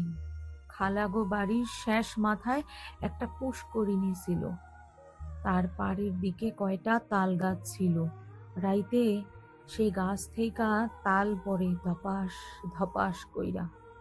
ভোর না হইতেই সেই বাড়ির অন্য গরিবরা আইসা সেই তাল নিয়া কাড়াকাড়ি করে। তাল গাছ যাদের, তারা থাহে শহরে, এসবের খবর রাহে না তারা। সেই বাড়ির আশেপাশে তেমন কোনো বাড়ি ছিল না, চারপাশ নীরব, ঘন জংলায় ভইরা থাকতো। তো যেহেতু খালার বাড়ি ছোটকাল থেকেই যাই, তাই তালের এই বিষয়টা আমি জানি। খালাও আমারে তাল চুরি কইরা আনতে কইতো। তাল আমার মেলা প্রিয়, তাই লোভও সামলাইতে পারি না। যাইতাম আর কয়টা তাল নিয়া লুকায়া নিয়ে আসতাম। সেদিন রাইতে গুড়ি গুড়ি বৃষ্টি হইতেছিল। শেষ রাইতে মনে হইল সকাল হইলেই তাল ভাগে পাবো না। ঘোর অমাবস্যা তখন, সাদারেও তখন কালা দেহা যাইব। ভাবলাম অন্ধকারেই যাই, তাল নিয়ে আসি। তাল গুড় দিয়া রাইন্ধা চাইল ভাজা দিয়া মিলায়া খামুনি। আমার লগে আমার একটা খালাতো বোন ছিল, সে ছোট একটা টর্চ লাইট হাতে নিয়া আমার লগে গেছিল। এদিক সেদিক তাল খুঁজতেছি 2 বোন। আচম্বিতে আমার বোন আমারে খামচি মাইরা ধরলো। আমার পা থাইমা গইল। হ্যাঁ কইল, বুবু তার লাগবো না, বাড়িল, ভূত আছে ইহানে। জংলার ভিতরে কে জানি গোঙানি দিতেছে। আমি ডরাই গেছি, কান পাইতা রইছি। ওমা, হাসাই তো, মহিলা ভূতের গলা দেহি, রাইতের কাল। তাই নীরবে অল্প আওয়াজও আমরা স্পষ্ট শুনলাম। আমরা পা এগিয়ে চইলা আইতে লাগলাম। তখন সে আওয়াজ জোরে হইল, কইল, আল্লাহর দোহাই লাগে বাঁচান, একটু এদিকে আসেন বোন, আপনাদের পায়ে পড়ি, আমি ভূত না, মানুষ, ভয়ের কিছুই নাই। আমার নরম দিল সেই করুণ স্বর সই না বইলা গেল। 2 বোন তার সামনে গেলাম, পা টিপে টিপে লাইট মারলাম। ও খোদা, এই দেখি আগা গোড়া আমার মতন একটা বেডি, পরনে সুন্দর একখান কাপড়, গাছের সাথে পিসমোড়া করে তার 2 হাত বান্ধা। টিভির বেডিগো মতন কি মিঠা কইরা কথা কয়। বয়সও আমার মতন হইব। ওলে কি সুন্দর চাঁদের লাহান ফুটফুটে এক মাইয়া শিশু। সে আউলা ঝাউলা গলায় কাঁদতে কাঁদতে কইল, বোন, আমাকে চিনবেন না। আমাকে আমার শ্বশুর বাড়ির লোকজন মেরে ফেলার জন্য এই চরে এনে বেঁধে রেখে গিয়েছে 2 ঘন্টা আগে। আমি একটু পরেই মরে যাব। শিয়াল কুকুর খাবে আমার লাশটা। এটা আমার কলিজার টুকরার মেয়ে, ওর বয়স এখন 6 মাস। আপনি ফেরেশতা হয়ে এলেন ওর জন্য। ওকে বাঁচান বোন, ওকে নিয়ে যান। আল্লাহ আপনাকে পরকালে শান্তিতে রাখবে। আমার খালাতো বোন শিশুটারে কোলে তুইলা নিল। তার কথা হই না আমার হাত পায়ের পশম খাড়ায়া গেল। আল্লাহ গো, কয় কি? কইলাম, আমি ওরে নিমু, আপনারেও বাঁচামু, লন আমার লগে। আপনার স্বামী কই? হ্যাঁ ঝরঝর কইরা কাইন্দা দিল। আবারও কইল, আমার স্বামীকেও তারা জীবন্ত মেরে ফেললো গতকাল। আর আপনি আমাকে চাইলেই বাঁচাতে পারবেন না বোন। ওরা সবাই জোর করে ধরে আমার শরীরে মরণ বিষ ঢুকিয়ে দিয়েছে ইঞ্জেকশনের মাধ্যমে। নির্দিষ্ট সময় শেষ হলে আমি মারা পড়ব। তাদের বিশ্বাস ছিল আমি মরে গেলে শিয়াল কুকুরে কামড়ে ছিঁড়ে আমার এই নিষ্পাপ কুচি মেয়েটাকেও জঙ্গলে খেয়ে ফেলবে। আমি আবারও অবাক হইয়া জিগাইলাম, বুঝলাম বইন, কিন্তু কারণটা কি আপনাগো সকলরে স্বামীর বাড়ির লোকেরা মাইরা ফালানোর কইল? সম্পত্তির জন্য, ক্ষমতার জন্য, দুর্নীতি করার জন্য, অসৎ উপায়ে বিত্তশীল হওয়ার জন্য। তারা প্রচুর লোভী। আমি ফের জিগাইলাম, তাতে আপনাগরে মাইরব কেন বই? কইল, কারণ এই সব কিছুর একমাত্র বাধা আমি, আমার স্বামী আর আমার এই মেয়ে। বাচ্চার নাম কি বই? মায়া ওর নাম, ওর আব্বু রাখছে। খুবই শখ কইরা। বোন, ওর গলায় যে তাবিজটা আছে, বড় হইলে কোমরা দিয়া দিয়েন। ওরে সতর্ক করে দিবেন যেন ভুলেও এই তাবিজ না খুলে। সারা জীবন এই তাবিজ যেন সে সাথে রাখে। তাইলে কেউ চাইলেও অসৎভাবে আমার মেয়েটার কোনো ক্ষতি করতে পারবো না। আমি কইলাম, আচ্ছা বইন, এই ভুল হইব না, মাথায় রাখলাম। আপনার শ্বশুর বাড়ির ঠিকানা কন আমারে, দেহি কিছু করতে পারি কিনা। আর যারা আপনারে এই গহীন জঙ্গলে রাইখা বাইন্ধা গেল, হেরা কই এখন? সে শরীরের যন্ত্রণায় কোকাতে কোকাতে কইল, দাঁত কিরমির কইরা, তারা 3 জন আসলো, তখনই চলে গেল তারা। আর তাদের বাড়ি মানে মায়াদের বাড়ি হলো, হে মানে এই মায়ার আম্মা। আর কিছু কইতে পারে নাই ভাইজান, ছটপটাইতে মইরা গেল। আমরা হাই হুতাশ করতে করতে বাড়ি গিয়া সবাইরে জানাইলাম। সবাই তারে সেই চরেই আমার খালার বাড়িতে দাফন করে দিল। এখন তো মনে হয় এটাই সেই বাড়ি মায়াদের। তফুরার গলা ধরে এলো। মাটির জগ থেকে পানি নিয়ে খেলো গড়গড় আওয়াজে। মায়ের সমস্ত অনুভূতি অবশ হয়ে আছে। প্রাণহীন মানুষের মতন অচল শরীরে কাত হয়ে আছে বিছানায়। আর এই জঘন্যতম ঘৃণিত অভিশপ্ত কাজটি করলাম আমি নিজ হাতে। আমিও সাজাপ্রাপ্ত অপরাধী।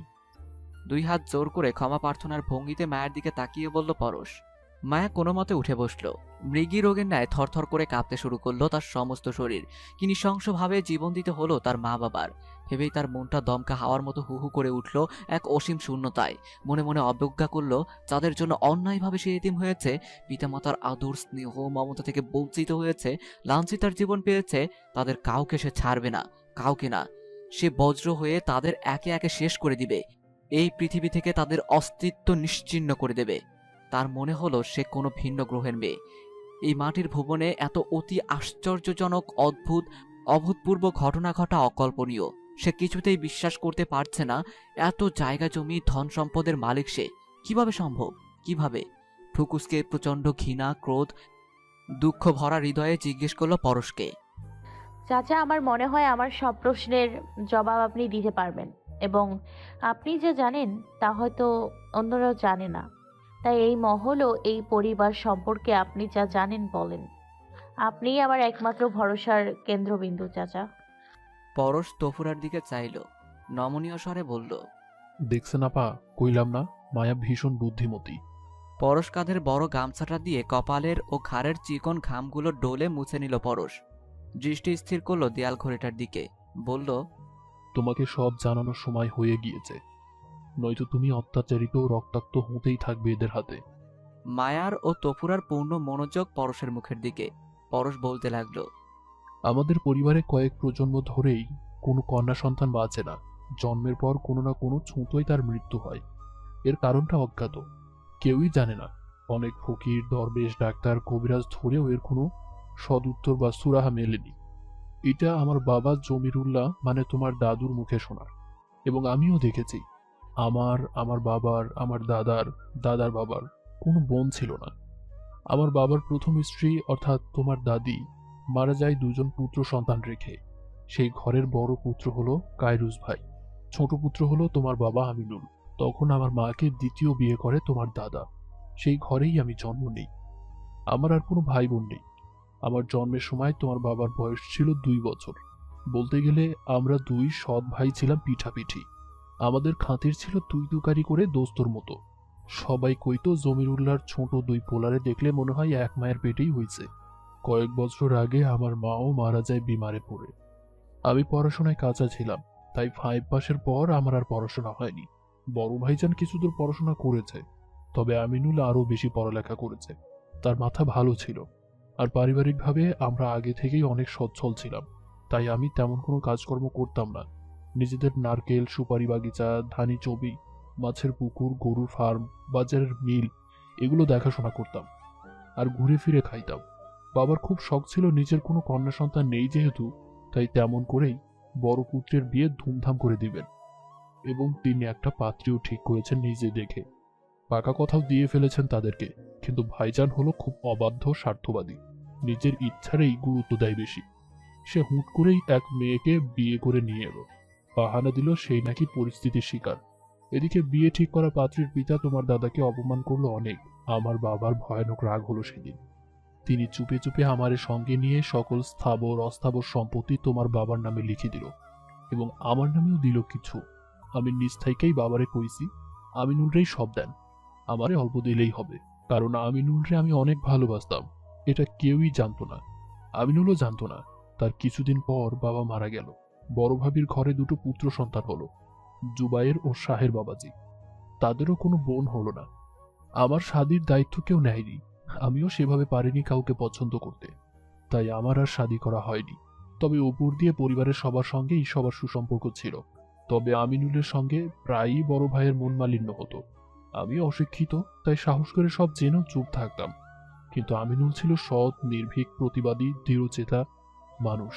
সেটা পরে বলছি, আগে তোমার ইতিহাস কই।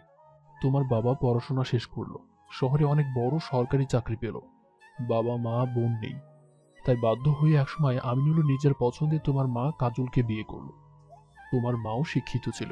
বিয়ের বছর চারেক পরে তোমার মা সন্তান সম্ভবা হলো। তখন তোমার বাবার মনের ফুর্তি আসমান ছোঁয়া। এক বিকেলে চা খাইতে খাইতে তোমার বাবা আমাকে সকলরে শুনাইয়া কইল, সবাই দোয়া করবেন আমাদের বংশের জন্য একটা কন্যা সন্তানের আবির্ভাব ঘটে।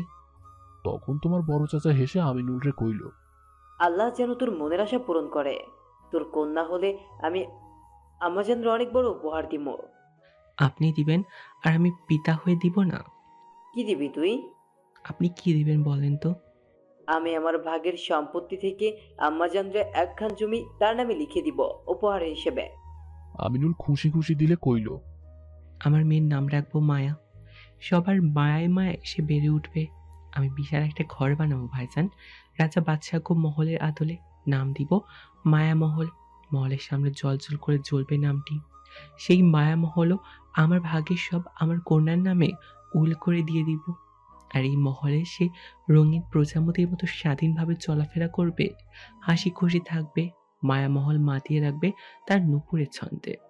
তখন তোমার আম্মা পাশ থেকে কইল, আমার মেয়েকে সোনার নুপুর বানিয়ে দেবো আমি। বাহ বাহ, তোমরা তো দেখি মেয়ে পৃথিবীতে না আসতেই তার লাইফ সেটেল করে দিয়েছ। আগে ভালোর ভালো তাকে দুনিয়াতে আসতে দাও। মেয়ে না ছেলে হয় সেটা আরো পরে বলা যাবে। তাচ্ছিল্যের স্বরে বলল বড় ভাইজান, কারণ তার অগাধ বিশ্বাস ছিল কখনোই এই বংশে কন্যা সন্তান পয়দা হবে না। হলে 5 সিঁড়ি ধরে হয় না কেন, সেই দিন আমি আমিনুলরে জানাইয়া দিলাম যে সকল সম্পত্তি বাবা ওর নামে দিয়েছে এবং কারণও জানাইলাম। অবশ্য আমিনুল এতে ততটা সন্তুষ্ট হতে পারেনি, বরং বলল, আব্বার এটা কিছুতেই উচিত হয়নি। আমি ভাইজানে অর্ধেক দিয়ে দিব আবার। এরপর আমিনুল আমার সঙ্গে নিয়া সব তোমার নামে দলিল করে দিয়ে দিছে। দুনিয়াতে তোমার আসার সময় হইল। মালিকের হুকুম মতে এক চাঁদের রাইতে ঘর আলোকিত কইরা তুমি জন্মাইলা। তোমার বাবা মার আনন্দ বুক সমান। সারা গ্রামে মিঠাই বিতরণ হইল। দলে দলে লোকজন তোমারে দেখতে আইলো, উপহার দিত, কোলে নিত, তোমারে দোয়া করত। কিন্তু তোমার বড় চাচা চাচির পৃথিবী আন্ধার হইয়া গেল। তাদের মুখে নাইমে আইল অমাবস্যা। সারা দিন মুখ কালো কইরা রাখত, কারণ পরিবারের একমাত্র কন্যা তুমি। তোমার হিসাব নিকাশি আলাদা সবার কাছে। আমিনুল তোমার জন্মের পর 3 মাসে এই মহল বানালো রাজপ্রাসাদের মতো কইরা, নাম দিল মায়া মহল। মুখ ফসকে কইলেও কাইরুস ভাই কিন্তু তোমারে আর জমি দেয় নাই। আমিনুল মাঝে মাঝে মজা করে বলতো, ভাইজান কথার বরখেলাপ করলেন তো। তিনি 9-6 করে পাশ কাটাইয়া যাইতেন। তোমার বয়স যখন 6 মাস, তখন বর্ষাকাল ছিল, খুব ঝড় তুফান হইতাছিল সেই মুহূর্তে। তো সেই গুপ্তধন নিয়ে 1-2 কথায় তারা 2 ভাইয়ের তর্ক শুরু করে দিল। এক পর্যায়ে আমিনুল বলল, আমি আর সহ্য করব না, পুলিশে জানিয়ে দিব সব। অন্যের শুনতে না কেন আপনি ভোগ করবেন? তুই কি করতে চাস আমিও দেখতে চাই। রক্তচক্ষু নিয়ে বলল বড় ভাইজান। তখন আমিনুল ক্রোধান্বিত হয়ে বলল, আমি কি করতে চাই দেখবেন আপনি? আমি যদি নাও পারি, আমার মেয়ে মায়া বড় হলে আপনার এই আত্মসাৎ করা সোনা দানা রাখতে দিবে না। সে এসব মহৎ কাজেই লাগবে। দেখবেন আপনি, আমি আর কাজল মায়াকে সেই আদর্শে গড়ে তুলব। আর এই সব কিছু মায়ের নামে বাবা আমার নামে দিয়েছে। আমি মায়ের নামে রেজিস্ট্রেশন করে দিয়েছি। আমি তাদের আড়াল থেকে সব শুনছি, দেখতে না পেল সেই রাতে তোমার বাবার হাত পা বেঁধে কাইরুস নিজ হাতে জবাই করে ফেলে চাপাতি দিয়ে। জল্লাদ রোস্তম তাকে সহযোগিতা করেছে। আরো দুজন সহযোগী ছিল, তারা নেই এখন, মারা গিয়েছে। এবং মহলের কবরস্থানেই সেই গভীর রাতের নির্জনতায় আমিনুলের লাশ কবর দিয়ে ফেলেছে জানাজা ছাড়াই। মায়া নিজের হাত মুষ্টিবদ্ধ করে ধরে শপথ করে বলল, খুনি কায়রুস, তোর প্রাণ আমার হাতেই, কসম খোদার। মায়ার সৎ চাচা পরশ আরো বলতে লাগলো, এসবে আমিও ছিলাম, নিরুপায় ছিলাম মা। চাকরের মতো সব মাইনা নেই আর খাইটা চলি বলেই আজও দম ফালাইতে পারতাছে এই দুনিয়ায়। সেদিন যদি তার বিপক্ষে যাইতাম, তাহলে সেই রাতেই আমারও জিন্দা কবর দিত। আমার বাবা মা বোন কেউ নেই, কে করবে আমার হয়ে প্রতিবাদ? কায়রুসের হিংস্রতার সঙ্গে কুলিয়ে উঠতাম না। আর এই দুনিয়া টাকার গোলাম, তাই কেউ তার বিরুদ্ধে থানা পুলিশ করার চিন্তাও করেনি। আবার সরাসরি কারো চোখে তার সব অপরাধ ধরাও পড়েনি। তো তার পরের রাইতে কায়রুস আমারে ডাইকে শীতল গলায় কইল, ধানের গোলায় আমিনুলের বউ বন্দি আছে, ইঞ্জেকশন দিয়ে অজ্ঞান করে রেখেছে। তার মেয়েকেও ইঞ্জেকশন দেওয়া হয়েছে, মরার নয় সেটা, ঘুমিয়ে থাকার। তার মায়ের 4 ঘন্টার আগে জ্ঞান ফিরবে না, ফিরতে ফিরতে সে আর বেঁচে রইবে না। কোলের মেয়ে এমনিতেই মরে যাবে। চরের জঙ্গলে নিয়ে যা গাড়িতে করে, বেঁধে রেখে তোরা চলে আসবে। তোর সঙ্গে কদম ও কালো যাবে, কালো গাড়ি চালিয়ে নিবে। ব্যাস, যেই হুকুম সেই কাজ। নিয়ে গেলাম তোমারে সহ তোমার মায়েরে। চরের গহীন জঙ্গলে সুপারি গাছের লগে বাইন্দা রাখি, তারপর আমরা চলে আসি। এই হলো তোমার পরিবারের নিষ্ঠুরতম কালো বেদনাদায়ক ইতিহাস। যেই অপরাধ অনুশোচনা সাপের ছোবলের মতো প্রতি মুহূর্তে আমার বিবেককে দংশন করে। তুমি মহলে আউনের পরে যখন লাগাতার 3 জন মানুষ মইরা গেল, তখনই আমার ডাউট হইতেছিল তোমার উপরে। তুমি কি এই বাড়ির একমাত্র কন্যা নাকি? সবার মরণের বিষয়ে তুমি জানো না, এটা সত্যি। তোমার তাবিজের বিষয়টাও আমি বলি, শোনো। তুমি জন্মাবার পর তোমার মাকে নিয়ে তোমার নানার বাড়িতে যাই আমি। তোমারে দেখা সবাই অবাক চোখে চাইয়া থাকতো, কইতো এত সুন্দর কাজলের মাইয়া। আবার তোমার মাও ডরাইতেছিল খুব, যদি তুমি মইরা যাও তাই, কারণ এই বংশের সব কন্যারাই মইরা যায়। তোমার নানি করলো কি, তোমার মাও আমারে নিয়ে অনেক দূর এক বিখ্যাত দরবেশের কাছে গেল, সব কইল।